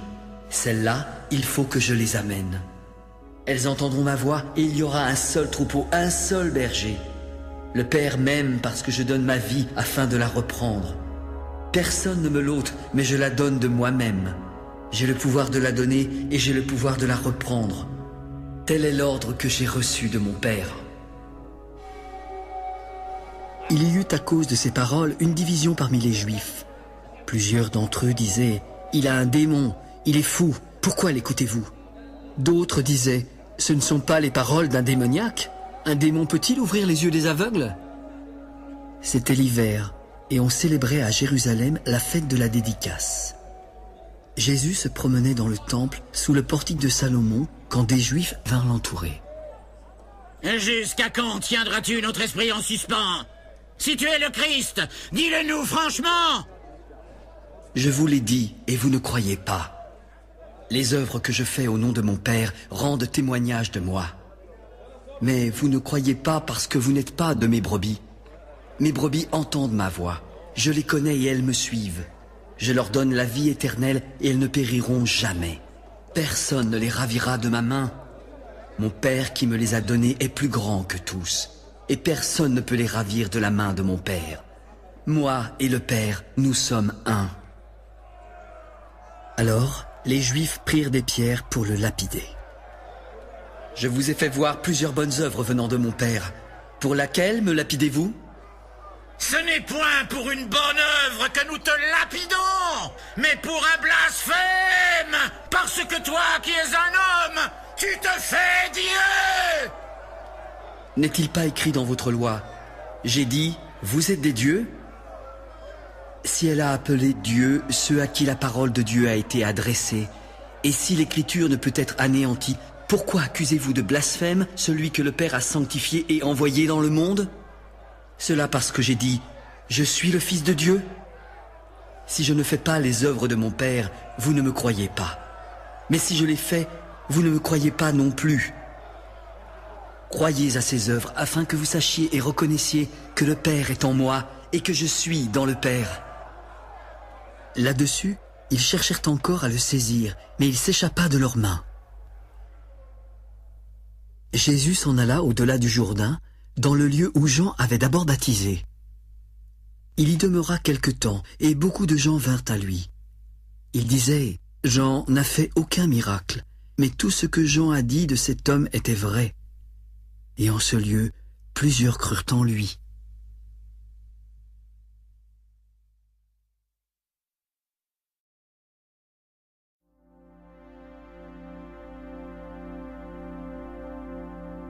Il y avait un homme malade, Lazare, de Béthanie, le village de Marie et de Marthe, sa sœur.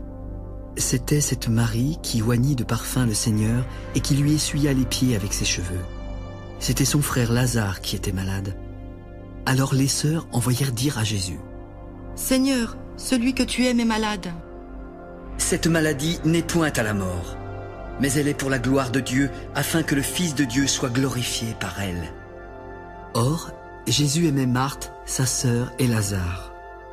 Quand il eut appris que Lazare était malade, il resta encore 2 jours dans le lieu où il était et dit ensuite aux disciples: « Retournons en Judée. » « Maître, les Juifs cherchaient récemment à te lapider, et tu veux retourner en Judée ? N'y a-t-il pas 12 heures au jour? Si quelqu'un marche pendant le jour, il ne bronche point parce qu'il voit la lumière de ce monde. Mais si quelqu'un marche pendant la nuit, il bronche parce que la lumière n'est pas en lui. Lazare, notre ami, dort, mais je vais le réveiller. » Seigneur, s'il dort, il sera guéri. Jésus avait parlé de sa mort, mais ils crurent qu'il parlait de l'assoupissement du sommeil. Alors il leur dit ouvertement: « Lazare est mort. Mais à cause de vous, et afin que vous croyiez, je me réjouis de ce que je n'étais pas là. Allons vers lui. » Sur quoi Thomas, appelé Didyme, s'adressa aux autres disciples: « Allons aussi, afin de mourir avec lui. » Jésus, étant arrivé, trouva Lazare qui était déjà dans le sépulcre depuis 4 jours. Et comme Béthanie était près de Jérusalem, à 15 stades environ, beaucoup de Juifs étaient venus vers Marthe et Marie pour les consoler de la mort de leur frère. Lorsque Marthe apprit que Jésus arrivait, elle alla au-devant de lui, tandis que Marie se tenait assise à la maison. Puis Marthe dit à Jésus: « Seigneur, si tu avais été là, mon frère ne serait pas mort. Mais maintenant même, je sais que tout ce que tu demanderas à Dieu, Dieu te l'accordera. » Ton frère ressuscitera. Je sais qu'il ressuscitera à la résurrection, au dernier jour. Je suis la résurrection et la vie. Celui qui croit en moi vivra quand même il serait mort, et quiconque vit et croit en moi ne mourra jamais. Crois-tu cela? Oui, Seigneur. Je crois que tu es le Christ, le Fils de Dieu, qui devait venir dans le monde. Ayant ainsi parlé, elle s'en alla. Puis elle appela secrètement Marie, sa sœur. « Marie, le Maître est ici et il te demande. » Dès que Marie eut entendu, elle se leva promptement et alla vers lui, car Jésus n'était pas encore entré dans le village, mais il était encore dans le lieu où Marthe l'avait rencontré. Les Juifs qui étaient avec Marie dans la maison et qui la consolaient, l'ayant vue se lever promptement et sortir, la suivirent en se disant: « Elle va certainement au sépulcre pour y pleurer. » Lorsque Marie fut arrivée là où était Jésus et qu'elle le vit, elle tomba à ses pieds. « Seigneur, si tu avais été là, mon frère ne serait pas mort. » Jésus, la voyant pleurer, elle et les Juifs qui étaient venus avec elle, frémit en son esprit et fut ému. « Où l'avez-vous mis ?»« Seigneur, lui répondirent-ils, viens et vois. » Jésus pleura. Sur quoi les Juifs dirent: « Voyez comme il l'aimait. » Et quelques-uns d'entre eux se dirent: « Lui qui a ouvert les yeux de l'aveugle, ne pouvait-il pas faire aussi que cet homme ne mourût point ?» Jésus, frémissant de nouveau en lui-même, se rendit au sépulcre. C'était une grotte, et une pierre était placée devant. « Ôtez la pierre. »« Seigneur, il sent déjà, car il y a 4 jours qu'il est là. » « Ne t'ai-je pas dit que si tu crois, tu verras la gloire de Dieu ?» Ils ôtèrent la pierre, et Jésus leva les yeux au ciel. « Père, je te rends grâce de ce que tu m'as exaucé. Pour moi, je savais que tu m'exauces toujours, mais j'ai parlé à cause de la foule qui m'entoure, afin qu'ils croient que c'est toi qui m'as envoyé. Lazare, sors !»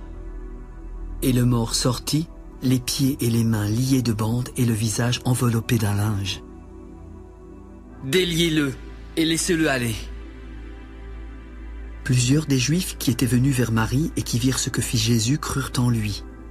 Mais quelques-uns d'entre eux allèrent trouver les pharisiens et leur dirent ce que Jésus avait fait. Alors, les principaux sacrificateurs et les pharisiens assemblèrent le Sanhédrin. « Qu'allons-nous faire? Car cet homme fait beaucoup de miracles. Si nous le laissons agir, tous croiront en lui et les Romains viendront détruire notre ville et notre nation. » L'un d'eux, Caïphe, qui était souverain sacrificateur cette année-là, leur dit: Vous ne comprenez rien. Vous ne réfléchissez pas qu'il est dans votre intérêt qu'un seul homme meure pour le peuple et que la nation entière ne périsse pas. Or, il ne dit pas cela de lui-même. Mais étant souverain sacrificateur cette année-là, il prophétisa que Jésus devait mourir pour la nation. Et ce n'était pas pour la nation seulement, c'était aussi afin de réunir en un seul corps les enfants de Dieu dispersés. Dès ce jour, ils résolurent de le faire mourir. C'est pourquoi Jésus ne se montra plus ouvertement parmi les Juifs. Il se retira dans la contrée voisine du désert, dans une ville appelée Éphraïm, afin d'y demeurer avec ses disciples. La Pâque des Juifs était proche, et beaucoup de gens du pays montèrent à Jérusalem avant la Pâque pour se purifier. Ils cherchaient Jésus et se disaient les uns aux autres dans le temple: Qu'en pensez-vous? Viendra-t-il à la fête? Or, les principaux sacrificateurs et les pharisiens avaient donné l'ordre que si quelqu'un savait où il était, il le déclarât afin qu'on se saisît de lui.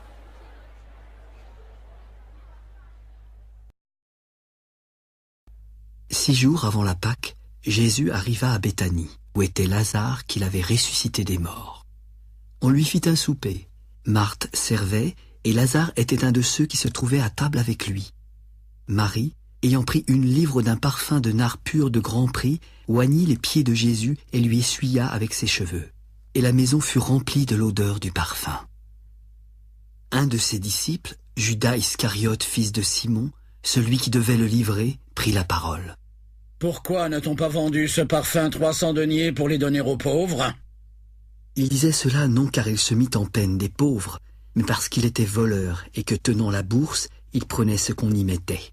« Laisse-la garder ce parfum pour le jour de ma sépulture. Vous avez toujours les pauvres avec vous, mais vous ne m'avez pas toujours. » Une grande multitude de Juifs apprirent que Jésus était à Béthanie. Ils y vinrent non pas seulement à cause de lui, mais aussi pour voir Lazare qu'il avait ressuscité des morts. Les principaux sacrificateurs délibérèrent de faire mourir aussi Lazare parce que beaucoup de Juifs se retiraient d'eux à cause de lui et croyaient en Jésus. Le lendemain, une foule nombreuse vint à la fête en ayant entendu dire que Jésus se rendait à Jérusalem. Beaucoup prirent des branches de palmier et allèrent au-devant de lui. « Hosanna! Béni soit celui qui vient au nom du Seigneur, le roi d'Israël !» Jésus trouva un ânon et s'assit dessus, selon ce qui est écrit. « Ne crains point, fille de Sion, voici, ton roi vient assis sur le petit d'une ânesse. » Ses disciples ne comprirent pas d'abord ces choses, mais lorsque Jésus eut été glorifié, ils se souvinrent qu'elles étaient écrites de lui et qu'il les avait accomplies à son égard. Tous ceux qui étaient avec Jésus, quand il appela Lazare du sépulcre et le ressuscita des morts, lui rendaient témoignage. Et la foule vint au-devant de lui parce qu'elle avait appris qu'il avait fait ce miracle. Les pharisiens se dirent donc les uns aux autres: « Vous voyez, vous ne gagnez rien. Regardez, tout le monde est près de lui. » Quelques Grecs, du nombre de ceux qui étaient montés pour adorer pendant la fête, s'adressèrent à Philippe de Bethsaïda en Galilée et lui dirent avec instance: « Seigneur, nous voudrions voir Jésus. » Philippe alla le dire à André, puis André et Philippe le dirent à Jésus. L'heure est venue où le Fils de l'homme doit être glorifié. En vérité, je vous le dis, si le grain de blé qui est tombé en terre ne meurt, il reste seul. Mais s'il meurt, il porte beaucoup de fruits. Celui qui aime sa vie la perdra, et celui qui hait sa vie dans ce monde la conservera pour la vie éternelle. Si quelqu'un me sert, qu'il me suive, et là où je suis, là aussi sera mon serviteur. Si quelqu'un me sert, le Père l'honorera. Maintenant, mon âme est troublée. Et que dirais-je? Père, délivre-moi de cette heure. Mais c'est pour cela que je suis venu jusqu'à cette heure. Père, glorifie ton nom. Et voici, une voix vint du ciel. Je l'ai glorifié, et je le glorifierai encore. La foule qui était là et qui avait entendu disait que c'était un tonnerre. D'autres disaient, un ange lui a parlé. Ce n'est pas à cause de moi que cette voix s'est fait entendre, mais c'est à cause de vous. Maintenant a lieu le jugement de ce monde. Maintenant, le prince de ce monde sera jeté dehors. Et moi, quand j'aurai été élevé de la terre, j'attirerai tous les hommes à moi. » En parlant ainsi, il indiquait de quelle mort il devait mourir. Et la foule le questionna. « Nous avons appris par la loi que le Christ demeure éternellement. Comment donc peux-tu dire « Il faut que le Fils de l'homme soit élevé » ? Et qui est ce Fils de l'homme ? La lumière est encore pour un peu de temps au milieu de vous. Marchez pendant que vous avez la lumière, afin que les ténèbres ne vous surprennent pas. Celui qui marche dans les ténèbres ne sait pas où il va. Pendant que vous avez la lumière, croyez en la lumière, afin que vous soyez des enfants de lumière. » Jésus dit ces choses, puis s'en alla et se cacha loin d'eux. Malgré tant de miracles qu'il avait faits en leur présence, ils ne croyaient pas en lui, afin que s'accomplît la parole qu'Ésaïe, le prophète, a prononcée. « Seigneur, qui a cru à notre prédication ? Et à qui le bras du Seigneur a-t-il été révélé ?» Aussi ne pouvaient-ils croire, parce qu'Ésaïe a dit encore « Il a aveuglé leurs yeux, et il a endurci leur cœur de peur qu'ils ne voient des yeux, qu'ils ne comprennent du cœur, qu'ils ne se convertissent et que je ne les guérisse. » Ésaïe a dit ces choses lorsqu'il vit sa gloire et qu'il parla de lui. Cependant, même parmi les chefs, plusieurs crurent en lui. Mais à cause des pharisiens, ils n'en faisaient pas l'aveu dans la crainte d'être exclus de la synagogue, car ils aimèrent la gloire des hommes plus que la gloire de Dieu. « Celui qui croit en moi ne croit pas en moi, mais en celui qui m'a envoyé. Et celui qui me voit, voit celui qui m'a envoyé. Je suis venu comme une lumière dans le monde, afin que quiconque croit en moi ne demeure pas dans les ténèbres. Si quelqu'un entend mes paroles et ne les garde pas, ce n'est pas moi qui le juge, car je suis venu non pour juger le monde, mais pour sauver le monde. Celui qui me rejette et qui ne reçoit pas mes paroles a son juge. La parole que j'ai annoncée, c'est elle qui le jugera au dernier jour. Car je n'ai point parlé de moi-même, mais le Père qui m'a envoyé m'a prescrit lui-même ce que je dois dire et annoncer. Et je sais que son commandement est la vie éternelle. C'est pourquoi les choses que je dis, je les dis comme le Père me les a dites. » Avant la fête de Pâques, Jésus, sachant que son heure était venue de passer de ce monde au Père, et ayant aimé les siens qui étaient dans le monde, mit le comble à son amour pour eux. Pendant le souper, le diable avait déjà inspiré au cœur de Judas Iscariote, fils de Simon, le dessein de livrer Jésus.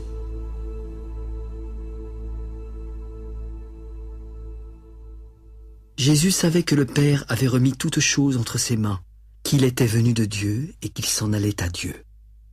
Alors il se leva de table, ôta ses vêtements et prit un linge dont il se ceignit. Il versa ensuite de l'eau dans un bassin, se mit à laver les pieds des disciples et à les essuyer avec le linge dont il était saint. « Toi, Seigneur, tu me laves les pieds ?» « Pierre, ce que je fais, tu ne le comprends pas maintenant, mais tu le comprendras bientôt. »« Non, jamais tu ne me laveras les pieds. » « Si je ne te lave, tu n'auras point de part avec moi. »« Alors, Seigneur, ne me lave pas seulement les pieds, mais aussi les mains et la tête. » Celui qui est lavé n'a besoin que de se laver les pieds pour être entièrement pur. Certains d'entre vous sont purs, mais vous ne l'êtes pas tous. » Car il connaissait celui qui le livrait. C'est pourquoi il dit « Vous n'êtes pas tous purs. » Après qu'il leur eut lavé les pieds et qu'il eut pris ses vêtements, il se remit à table. Comprenez-vous ce que je vous ai fait? Vous m'appelez Maître et Seigneur, et vous dites bien car je le suis. Si donc je vous ai lavé les pieds, moi, le Seigneur et le Maître, vous devez aussi vous laver les pieds les uns aux autres, car je vous ai donné un exemple afin que vous fassiez comme je vous ai fait. En vérité, je vous le dis, le serviteur n'est pas plus grand que son Seigneur, ni l'apôtre plus grand que celui qui l'a envoyé. Si vous savez ces choses, vous êtes heureux, pourvu que vous les pratiquiez. Ce n'est pas de vous dont je parle, je connais ceux que j'ai choisis. Mais il faut que l'Écriture s'accomplisse. Celui qui mange avec moi le pain a levé son talon contre moi. Dès à présent, je vous le dis avant que la chose arrive, afin que lorsqu'elle arrivera, vous croyiez à ce que je suis. en vérité, je vous le dis, celui qui reçoit celui que j'aurai envoyé me reçoit, et celui qui me reçoit reçoit celui qui m'a envoyé. En vérité, je vous le dis, l'un de vous me livrera. » Les disciples se regardaient les uns les autres, ne sachant de qui ils parlaient. Un des disciples, celui que Jésus aimait, était couché sur le sein de Jésus. Simon-Pierre lui fit signe de demander qui était celui dont parlait Jésus. Et ce disciple, s'étant penché sur la poitrine de Jésus, lui dit « Seigneur, qui est-ce » ? ?»« C'est celui à qui je donnerai le morceau trempé. » Et, ayant trempé le morceau, il le donna à Judas, fils de Simon Iscariote. Dès que le morceau fut donné, Satan entra dans Judas et Jésus lui dit « Ce que tu fais, fais-le promptement. » Mais aucun de ceux qui étaient à table ne comprit pourquoi il lui disait cela. Car quelques-uns pensaient que comme Judas avait la bourse, Jésus voulait lui dire « Achète ce dont nous avons besoin pour la fête », ou qu'il lui commandait de donner quelque chose aux pauvres.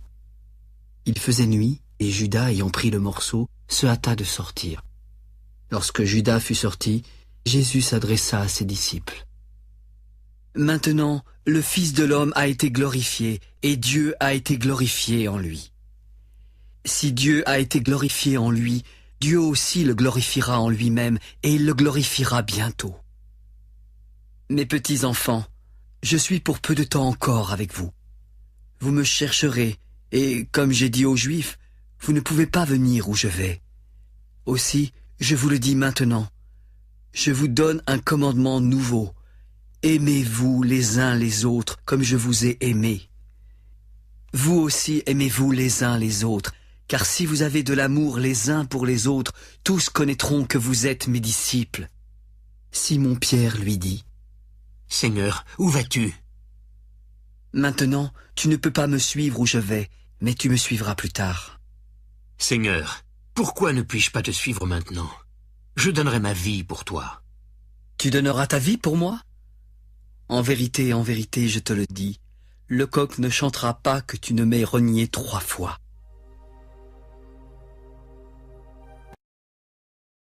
Que votre cœur ne se trouble point. Croyez en Dieu et croyez en moi. Il y a plusieurs demeures dans la maison de mon Père. Si cela n'était pas, je vous l'aurais dit. Je vais vous préparer une place. Lorsque je m'en serai allé et que je vous aurai préparé une place, je reviendrai pour vous prendre avec moi, afin que là où je suis, vous y soyez aussi. Vous savez où je vais, et vous en connaissez le chemin. Thomas lui dit « Seigneur, nous ne savons où tu vas. Comment pouvons-nous en connaître le chemin ?»« Je suis le chemin, la vérité et la vie.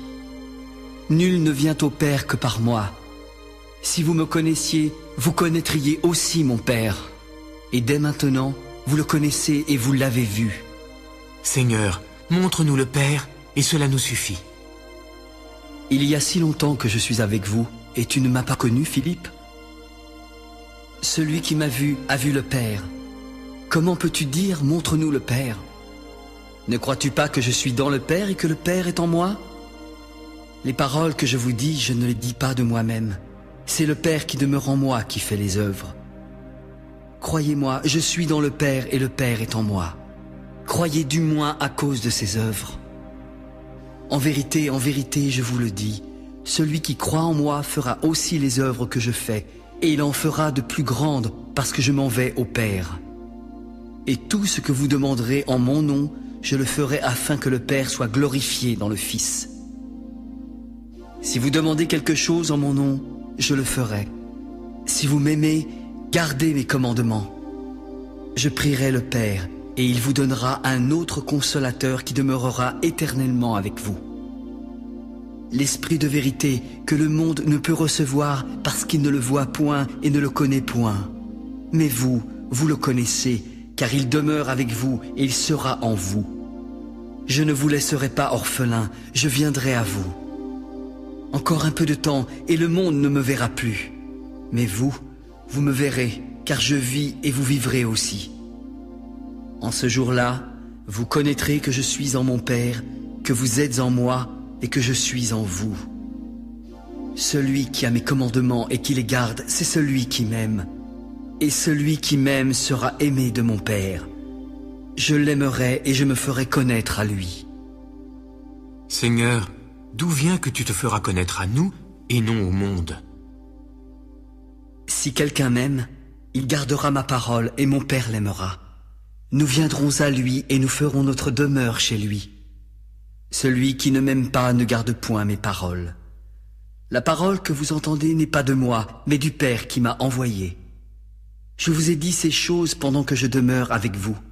Mais le Consolateur, le Saint-Esprit que le Père enverra en mon nom, vous enseignera toutes choses et vous rappellera tout ce que je vous ai dit. Je vous laisse la paix et je vous donne ma paix. Je ne vous donne pas comme le monde donne, que votre cœur ne se trouble point et ne s'alarme point. Vous avez entendu que je vous ai dit, je m'en vais et je reviens vers vous. Si vous m'aimiez, vous vous réjouiriez de ce que je vais au Père, car le Père est plus grand que moi. Et maintenant, je vous ai dit ces choses avant qu'elles arrivent, afin que lorsqu'elles arriveront, vous croyiez. Je ne parlerai plus guère avec vous, car le prince du monde vient. Il n'a rien en moi, mais afin que le monde sache que j'aime le Père et que j'agis selon l'ordre que le Père m'a donné, levez-vous et partons d'ici. Je suis le vrai cep et mon Père est le vigneron. Tout sarment qui est en moi et qui ne porte pas de fruit, il le retranche. Et tout sarment qui porte du fruit, il l'émonde afin qu'il porte encore plus de fruits. Déjà, vous êtes purs à cause de la parole que je vous ai annoncée. Demeurez en moi et je demeurerai en vous. Comme le sarment ne peut pas de lui-même porter du fruit s'il ne demeure attaché au cep, ainsi vous ne le pouvez non plus si vous ne demeurez en moi. Je suis le cep, vous êtes les sarments. Celui qui demeure en moi et en qui je demeure porte beaucoup de fruits, car sans moi, vous ne pouvez rien faire. Si quelqu'un ne demeure pas en moi, il est jeté dehors comme le sarment et il sèche. Puis on ramasse les sarments, on les jette au feu et ils brûlent. Si vous demeurez en moi et que mes paroles demeurent en vous, demandez ce que vous voudrez et cela vous sera accordé. Si vous portez beaucoup de fruits, mon Père sera glorifié et vous serez mes disciples. Comme le Père m'a aimé, je vous ai aussi aimé. Demeurez dans mon amour. Si vous gardez mes commandements, vous demeurerez dans mon amour, comme j'ai moi-même gardé les commandements de mon Père et que je demeure dans son amour. Je vous ai dit ces choses afin que ma joie soit en vous et que votre joie soit parfaite. C'est ici mon commandement. Aimez-vous les uns les autres comme je vous ai aimé. Il n'y a pas de plus grand amour que de donner sa vie pour ses amis.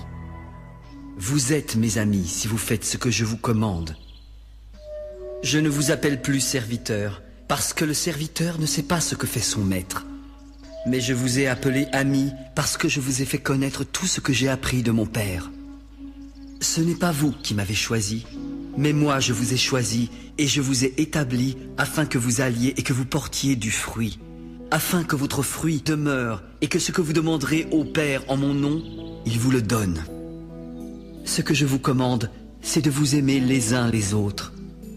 Si le monde vous hait, sachez qu'il m'a haï avant vous.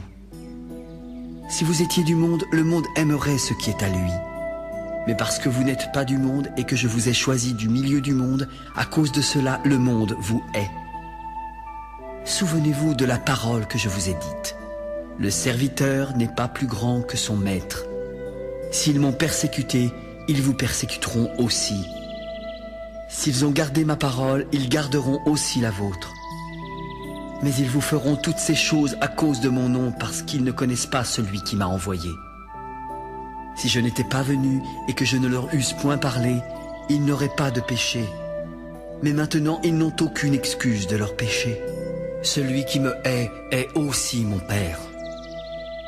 Si je n'avais pas fait parmi eux des œuvres que nul autre n'a faites, ils n'auraient pas de péché.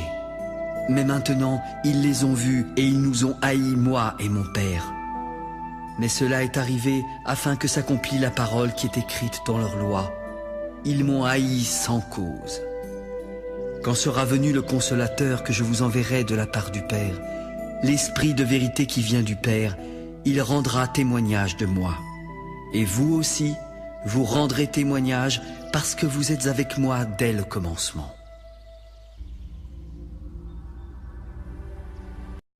Je vous ai dit ces choses afin qu'elles ne soient pas pour vous une occasion de chute. Ils vous excluront des synagogues, et l'heure vient même où quiconque vous fera mourir croira rendre un culte à Dieu. Ils agiront ainsi parce qu'ils n'ont connu ni le Père ni moi. Je vous ai dit ces choses afin que lorsque l'heure sera venue, vous vous souveniez que je vous les ai dites. Je ne vous en ai pas parlé dès le commencement parce que j'étais avec vous. Maintenant, je m'en vais vers celui qui m'a envoyé, et aucun de vous ne me demande « Où vas-tu » Mais parce que je vous ai dit ces choses, la tristesse a rempli votre cœur. Cependant, je vous dis la vérité. Il vous est avantageux que je m'en aille, car si je ne m'en vais pas, le Consolateur ne viendra pas vers vous. Et si je m'en vais, je vous l'enverrai. Lorsqu'il sera là, il convaincra le monde en ce qui concerne le péché, la justice et le jugement. Le péché parce qu'il ne croit pas en moi, la justice parce que je vais au Père et que vous ne me verrez plus, et le jugement parce que le prince de ce monde est jugé. J'ai encore beaucoup de choses à vous dire, mais vous ne pouvez pas les porter maintenant. Quand le Consolateur, l'Esprit de vérité, sera venu, il vous conduira dans toute la vérité, car il ne parlera pas de lui-même, mais il dira tout ce qu'il aura entendu, et il vous annoncera les choses à venir. Il me glorifiera parce qu'il prendra de ce qui est à moi et vous l'annoncera. Tout ce que le Père a est à moi. C'est pourquoi j'ai dit qu'il prend de ce qui est à moi et qu'il vous l'annoncera. Encore un peu de temps et vous ne me verrez plus. Puis encore un peu de temps et vous me verrez parce que je vais au Père. Là-dessus, quelques-uns de ses disciples se dirent entre eux, « Que signifie ce qu'il nous dit ? Encore un peu de temps et vous ne me verrez plus. Et puis encore un peu de temps et vous me verrez. Et parce que je vais au Père, que signifie ce qu'il nous dit ? Encore un peu de temps, nous ne savons de quoi il parle. » Et Jésus connut qu'il voulait l'interroger. Vous vous questionnez les uns les autres sur ce que j'ai dit. Encore un peu de temps et vous ne me verrez plus. Et puis encore un peu de temps et vous me verrez. En vérité, je vous le dis, vous pleurerez et vous vous lamenterez et le monde se réjouira. Vous serez dans la tristesse, mais votre tristesse se changera en joie. La femme, lorsqu'elle enfante, éprouve de la tristesse, parce que son heure est venue. Mais lorsqu'elle a donné le jour à l'enfant, elle ne se souvient plus de la souffrance à cause de la joie qu'elle a de ce qu'un homme est né dans le monde. Vous aussi, vous êtes maintenant dans la tristesse. Mais je vous reverrai et votre cœur se réjouira. Et nul ne vous ravira votre joie. En ce jour-là, vous ne m'interrogerez plus sur rien. En vérité, je vous le dis, ce que vous demanderez au Père, il vous le donnera en mon nom. Jusqu'à présent, vous n'avez rien demandé en mon nom. Demandez et vous recevrez afin que votre joie soit parfaite. Je vous ai dit ces choses en parabole, mais l'heure vient où je ne vous parlerai plus en parabole et où je vous parlerai ouvertement du Père. En ce jour, vous demanderez en mon nom, et je ne vous dis pas que je prierai le Père pour vous, car le Père lui-même vous aime, parce que vous m'avez aimé et que vous avez cru que je suis sorti de Dieu. Je suis sorti du Père et je suis venu dans le monde. Maintenant, je quitte le monde et je vais au Père. Maintenant tu parles ouvertement et tu n'emploies aucune parabole.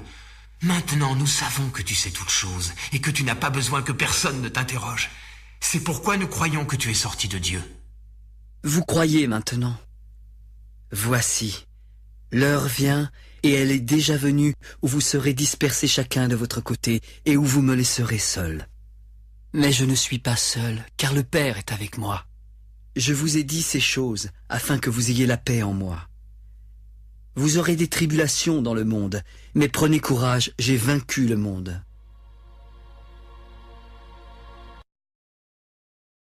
Après avoir ainsi parlé, Jésus leva les yeux au ciel. Père, l'heure est venue. Glorifie ton Fils afin que ton Fils te glorifie, selon que tu lui as donné pouvoir sur toute chair, afin qu'il accorde la vie éternelle à tous ceux que tu lui as donnés. La vie éternelle, c'est qu'ils te connaissent, toi, le seul vrai Dieu, et celui que tu as envoyé, Jésus-Christ. Je t'ai glorifié sur la terre, et j'ai achevé l'œuvre que tu m'as donnée à faire. Maintenant, Père, glorifie-moi auprès de toi-même, de la gloire que j'avais auprès de toi avant que le monde fût. J'ai fait connaître ton nom aux hommes que tu m'as donnés du milieu du monde. Ils étaient à toi, tu me les as donnés et ils ont gardé ta parole. Maintenant, ils ont connu que tout ce que tu m'as donné vient de toi. Je leur ai donné les paroles que tu m'as données et ils les ont reçues.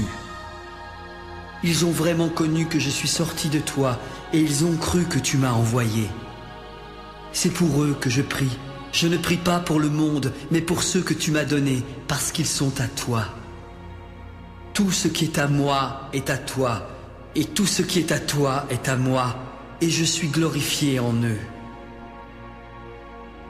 Je ne suis plus dans le monde. Ils sont dans le monde et je vais à toi. Père Saint, garde en ton nom ceux que tu m'as donnés, afin qu'ils soient un comme nous. Lorsque j'étais avec eux dans le monde, je les gardais en ton nom. J'ai gardé ceux que tu m'as donnés, et aucun d'eux ne s'est perdu, sinon le fils de perdition, afin que l'écriture fût accomplie. Et maintenant, je vais à toi, et je dis ces choses dans le monde, afin qu'ils aient en eux ma joie parfaite. Je leur ai donné ta parole, et le monde les a haïs, parce qu'ils ne sont pas du monde, comme moi je ne suis pas du monde. Je ne te prie pas de les ôter du monde, mais de les préserver du mal. Ils ne sont pas du monde, comme moi je ne suis pas du monde. Sanctifie-les par ta vérité, car ta parole est la vérité. Comme tu m'as envoyé dans le monde, je les ai aussi envoyés dans le monde. Et je me sanctifie moi-même pour eux, afin qu'eux aussi soient sanctifiés par la vérité.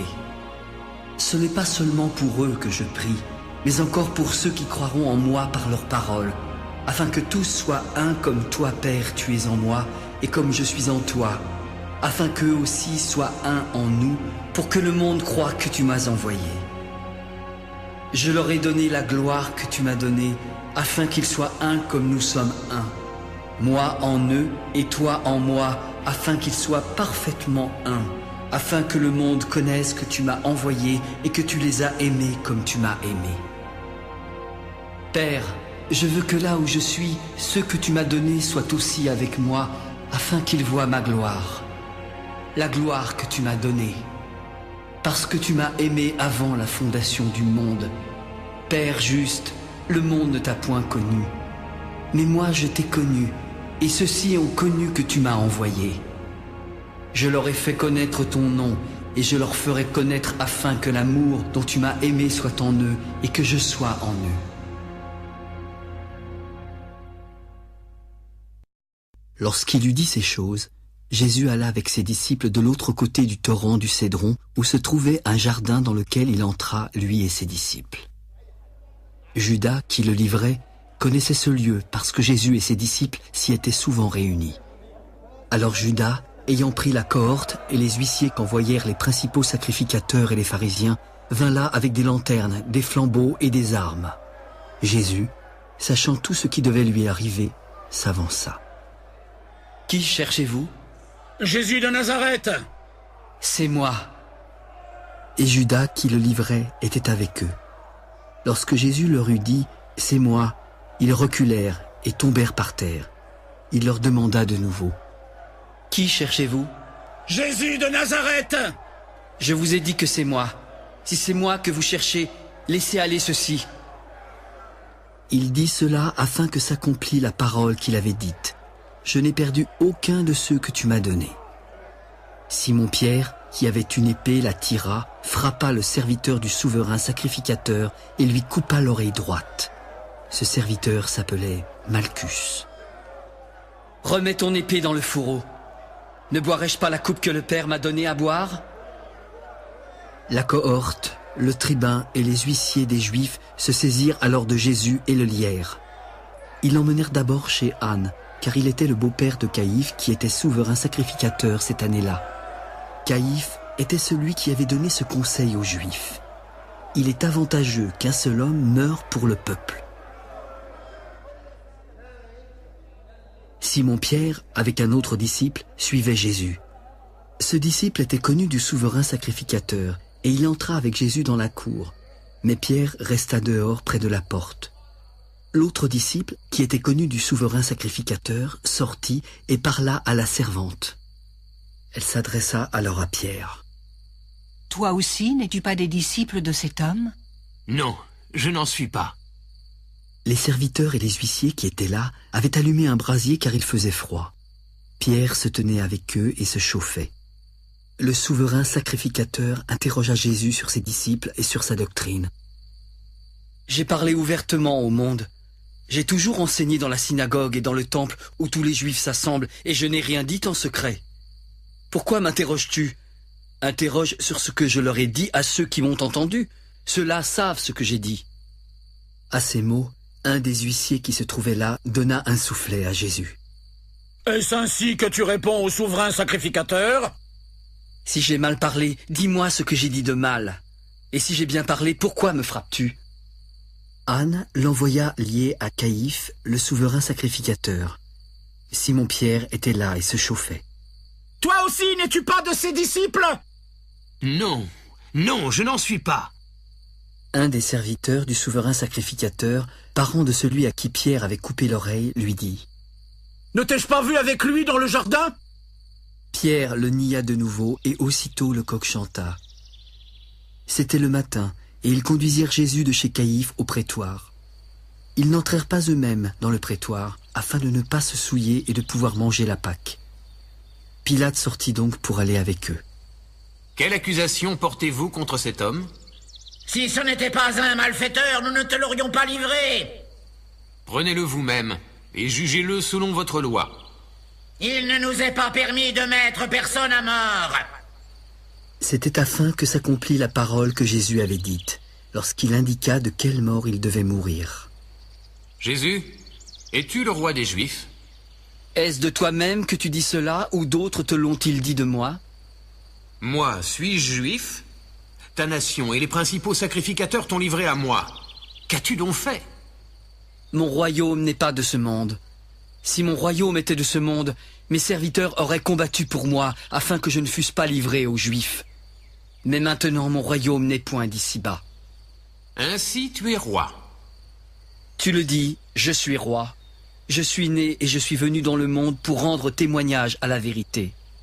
Quiconque est de la vérité écoute ma voix. Qu'est-ce que la vérité ? Après avoir dit cela, il sortit de nouveau pour aller vers les Juifs.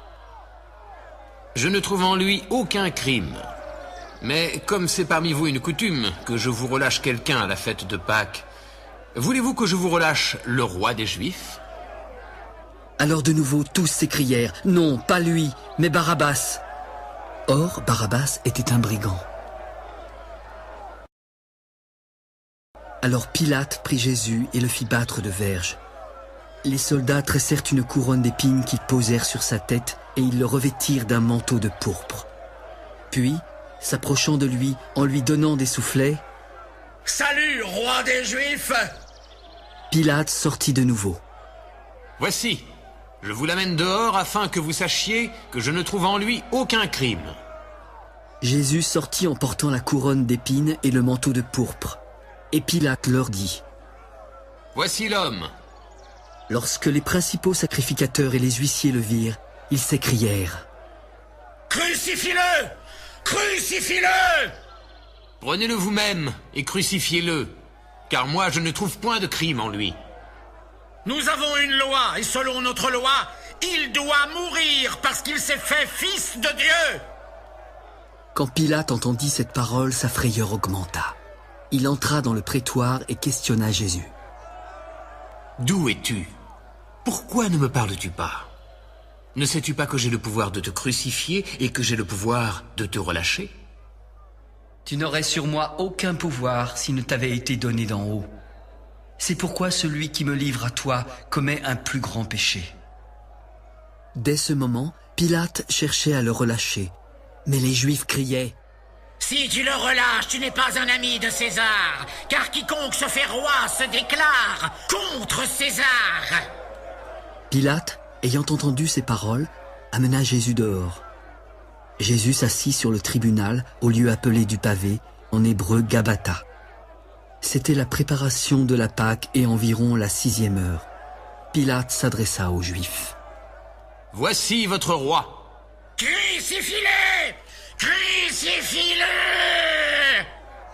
Pourquoi crucifierais-je votre roi ? » ?»« Nous n'avons de roi que César !»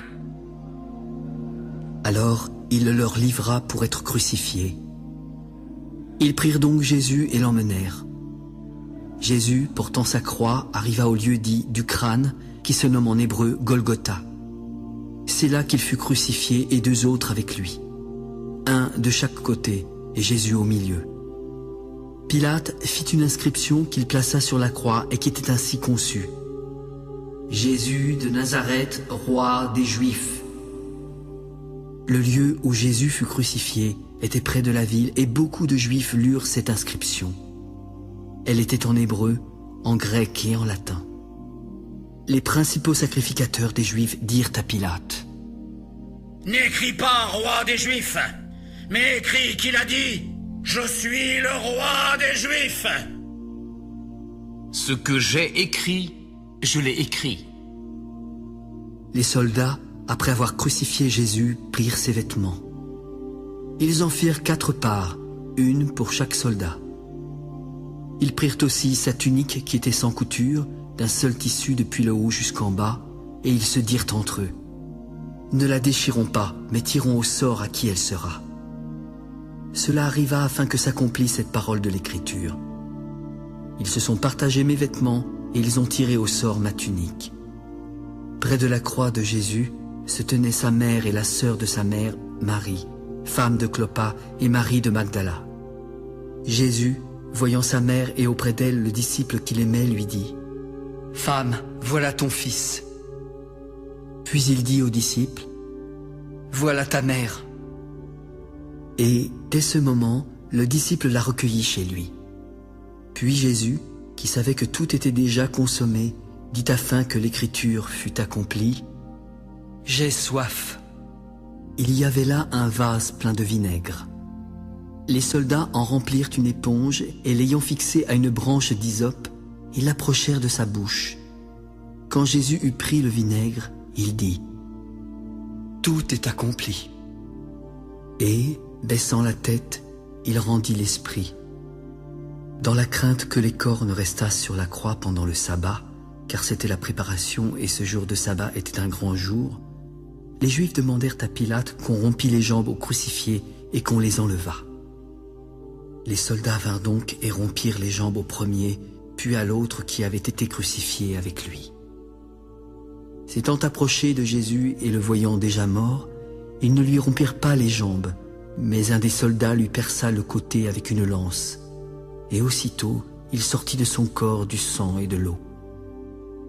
Celui qui l'a vu en a rendu témoignage, et son témoignage est vrai. Il sait qu'il dit vrai afin que vous croyiez aussi. Ces choses sont arrivées afin que l'écriture fût accomplie. Aucun de ces os ne sera brisé. Et ailleurs, l'écriture dit encore: ils verront celui qu'ils ont percé. Après cela, Joseph d'Arimathée, qui était disciple de Jésus, demanda en secret, par crainte des Juifs, à Pilate la permission de prendre le corps de Jésus. Pilate l'ayant permis, il vint et prit le corps. Nicodème, qui auparavant était allé de nuit vers Jésus, vint aussi apportant un mélange d'environ 100 livres de myrrhe et d'aloès. Ils prirent donc le corps de Jésus et l'enveloppèrent de bandes avec les aromates, comme c'est la coutume d'ensevelir chez les Juifs. Il y avait un jardin dans le lieu où Jésus avait été crucifié, et dans ce jardin, un sépulcre neuf où personne encore n'avait été mis. Ce fut là qu'ils déposèrent Jésus, à cause de la préparation des Juifs et parce que le sépulcre était proche.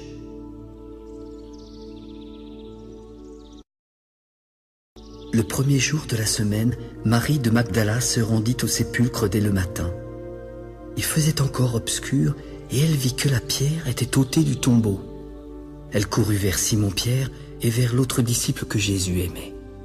« Ils ont enlevé le Seigneur du sépulcre et nous ne savons pas où ils l'ont mis. » Pierre et l'autre disciple sortirent et allèrent au sépulcre. Ils couraient tous deux ensemble. Mais l'autre disciple courut plus vite que Pierre et arriva le premier au sépulcre. S'étant baissé, il vit les bandes qui étaient à terre, mais il n'entra pas. Simon-Pierre, qui le suivait, arriva et entra dans le sépulcre. Il vit les bandes qui étaient à terre et le linge qu'on avait mis sur la tête de Jésus plié dans un lieu à part. Alors, l'autre disciple, qui était arrivé le premier au sépulcre, entra aussi. Il vit et il crut.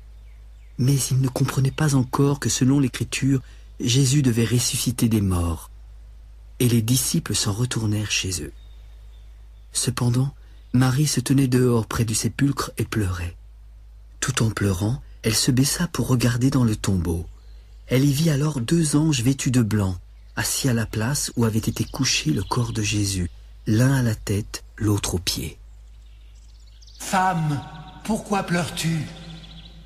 « Parce qu'ils ont enlevé mon Seigneur, et je ne sais pas où ils l'ont mis. » En disant cela, elle se retourna et vit Jésus debout, sans savoir que c'était Jésus, car elle le prenait pour le jardinier. « Femme, pourquoi pleures-tu ? Qui cherches-tu ?»« Seigneur, si c'est toi qui l'as emporté, dis-moi où tu l'as mis, et je le prendrai. »« Marie ?»« Maître !»« Ne me touche pas, car je ne suis pas encore monté vers mon Père. Mais va trouver mes frères, et dis-leur que je monte vers mon Père et votre Père, vers mon Dieu et votre Dieu. » Marie de Magdala alla annoncer aux disciples qu'elle avait vu le Seigneur et qu'il lui avait dit ces choses.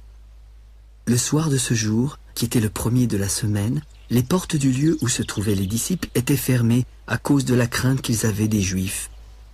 Jésus vint, se présenta au milieu d'eux. « La paix soit avec vous. » Et quand il eut dit cela, il leur montra ses mains et son côté. Les disciples furent dans la joie en voyant le Seigneur. « La paix soit avec vous. Comme le Père m'a envoyé, moi aussi je vous envoie. » Après ces paroles, il souffla sur eux. « Recevez le Saint-Esprit. Ceux à qui vous pardonnerez les péchés, ils leur seront pardonnés. Et ceux à qui vous les retiendrez, ils leur seront retenus. » Thomas, appelé Didyme, l'un des 12, n'était pas avec eux lorsque Jésus vint. Les autres disciples lui dirent donc : « Thomas, nous avons vu le Seigneur !» « Si je ne vois pas dans ses mains la marque des clous, si je ne mets pas mon doigt dans la marque des clous, et si je ne mets pas ma main dans son côté, je ne le croirai pas. » 8 jours après, les disciples de Jésus étaient de nouveau dans la maison, et Thomas se trouvait avec eux. Jésus vint et se présenta au milieu d'eux.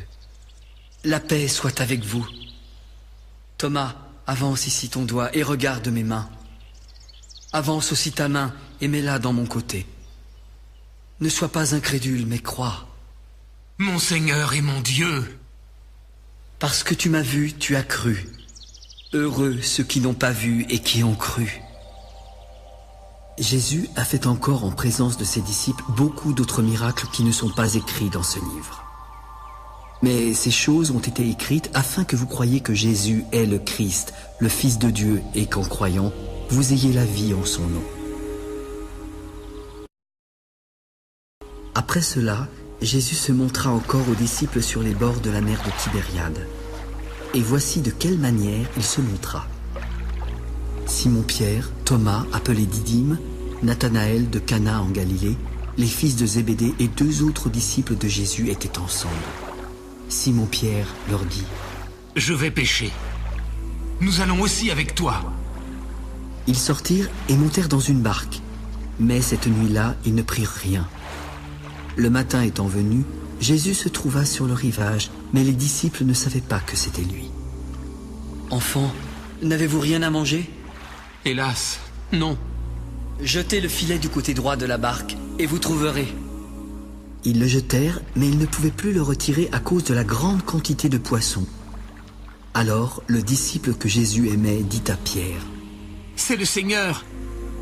Dès que Simon-Pierre eut entendu que c'était le Seigneur, il mit son vêtement et sa ceinture, car il était nu, et se jeta dans la mer.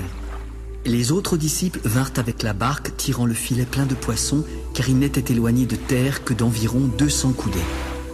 Lorsqu'ils furent descendus à terre, ils virent du pain et des poissons disposés sur des charbons allumés. « Apportez des poissons que vous venez de prendre. » Simon-Pierre monta dans la barque et tira à terre le filet plein de 153 grands poissons. Et quoi qu'il y eût en eût tant, le filet ne se rompit point. « Venez et mangez. » Et aucun des disciples n'osait lui demander qui il était, sachant que c'était le Seigneur. Jésus s'approcha, prit le pain et leur en donna. Il fit de même du poisson. C'était déjà la 3e fois que Jésus se montrait à ses disciples depuis qu'il était ressuscité des morts. Après qu'ils eurent mangé, Jésus dit à Simon-Pierre : « Simon, fils de Jonas, m'aimes-tu plus que ne m'aiment ceux-ci ? » ?»« Oui, Seigneur, tu sais que je t'aime. » »« Paix mes agneaux. Simon, fils de Jonas, m'aimes-tu ? » »« Oui, Seigneur, tu sais que je t'aime. » »« Paix mes brebis. Simon, fils de Jonas, m'aimes-tu ? » »« Seigneur, tu sais toutes choses, tu sais que je t'aime. » »« Paix mes brebis. En vérité, je te le dis, quand tu étais plus jeune, tu t'habillais toi-même et tu allais où tu voulais. Mais quand tu seras vieux, tu étendras tes mains et un autre t'habillera et te mènera où tu ne voudras pas. » Il dit cela pour indiquer par quelle mort Pierre glorifierait Dieu. Et ayant ainsi parlé, il lui dit : « Suis-moi. » Pierre, s'étant retourné, vit venir auprès d'eux le disciple que Jésus aimait, celui qui pendant le souper s'était penché sur la poitrine de Jésus et avait dit : « Seigneur, qui est celui qui te livre ?» En le voyant, Pierre dit à Jésus : « Et celui-ci, Seigneur, que lui arrivera-t-il ? » ?»« Si je veux qu'il demeure jusqu'à ce que je vienne, que t'importe ? Toi, suis-moi. » Là-dessus, le bruit courut parmi les frères que ce disciple ne mourrait point. Cependant, Jésus n'avait pas dit à Pierre qu'il ne mourrait pas, mais « Si je veux qu'il demeure jusqu'à ce que je vienne, que t'importe ?» C'est ce disciple qui rend aujourd'hui témoignage de ces choses et qui les a écrites. Et nous savons que son témoignage est vrai. Jésus a fait encore beaucoup d'autres choses. Si on les rapportait en détail, je ne pense pas que le monde même pût contenir les livres qu'on écrirait.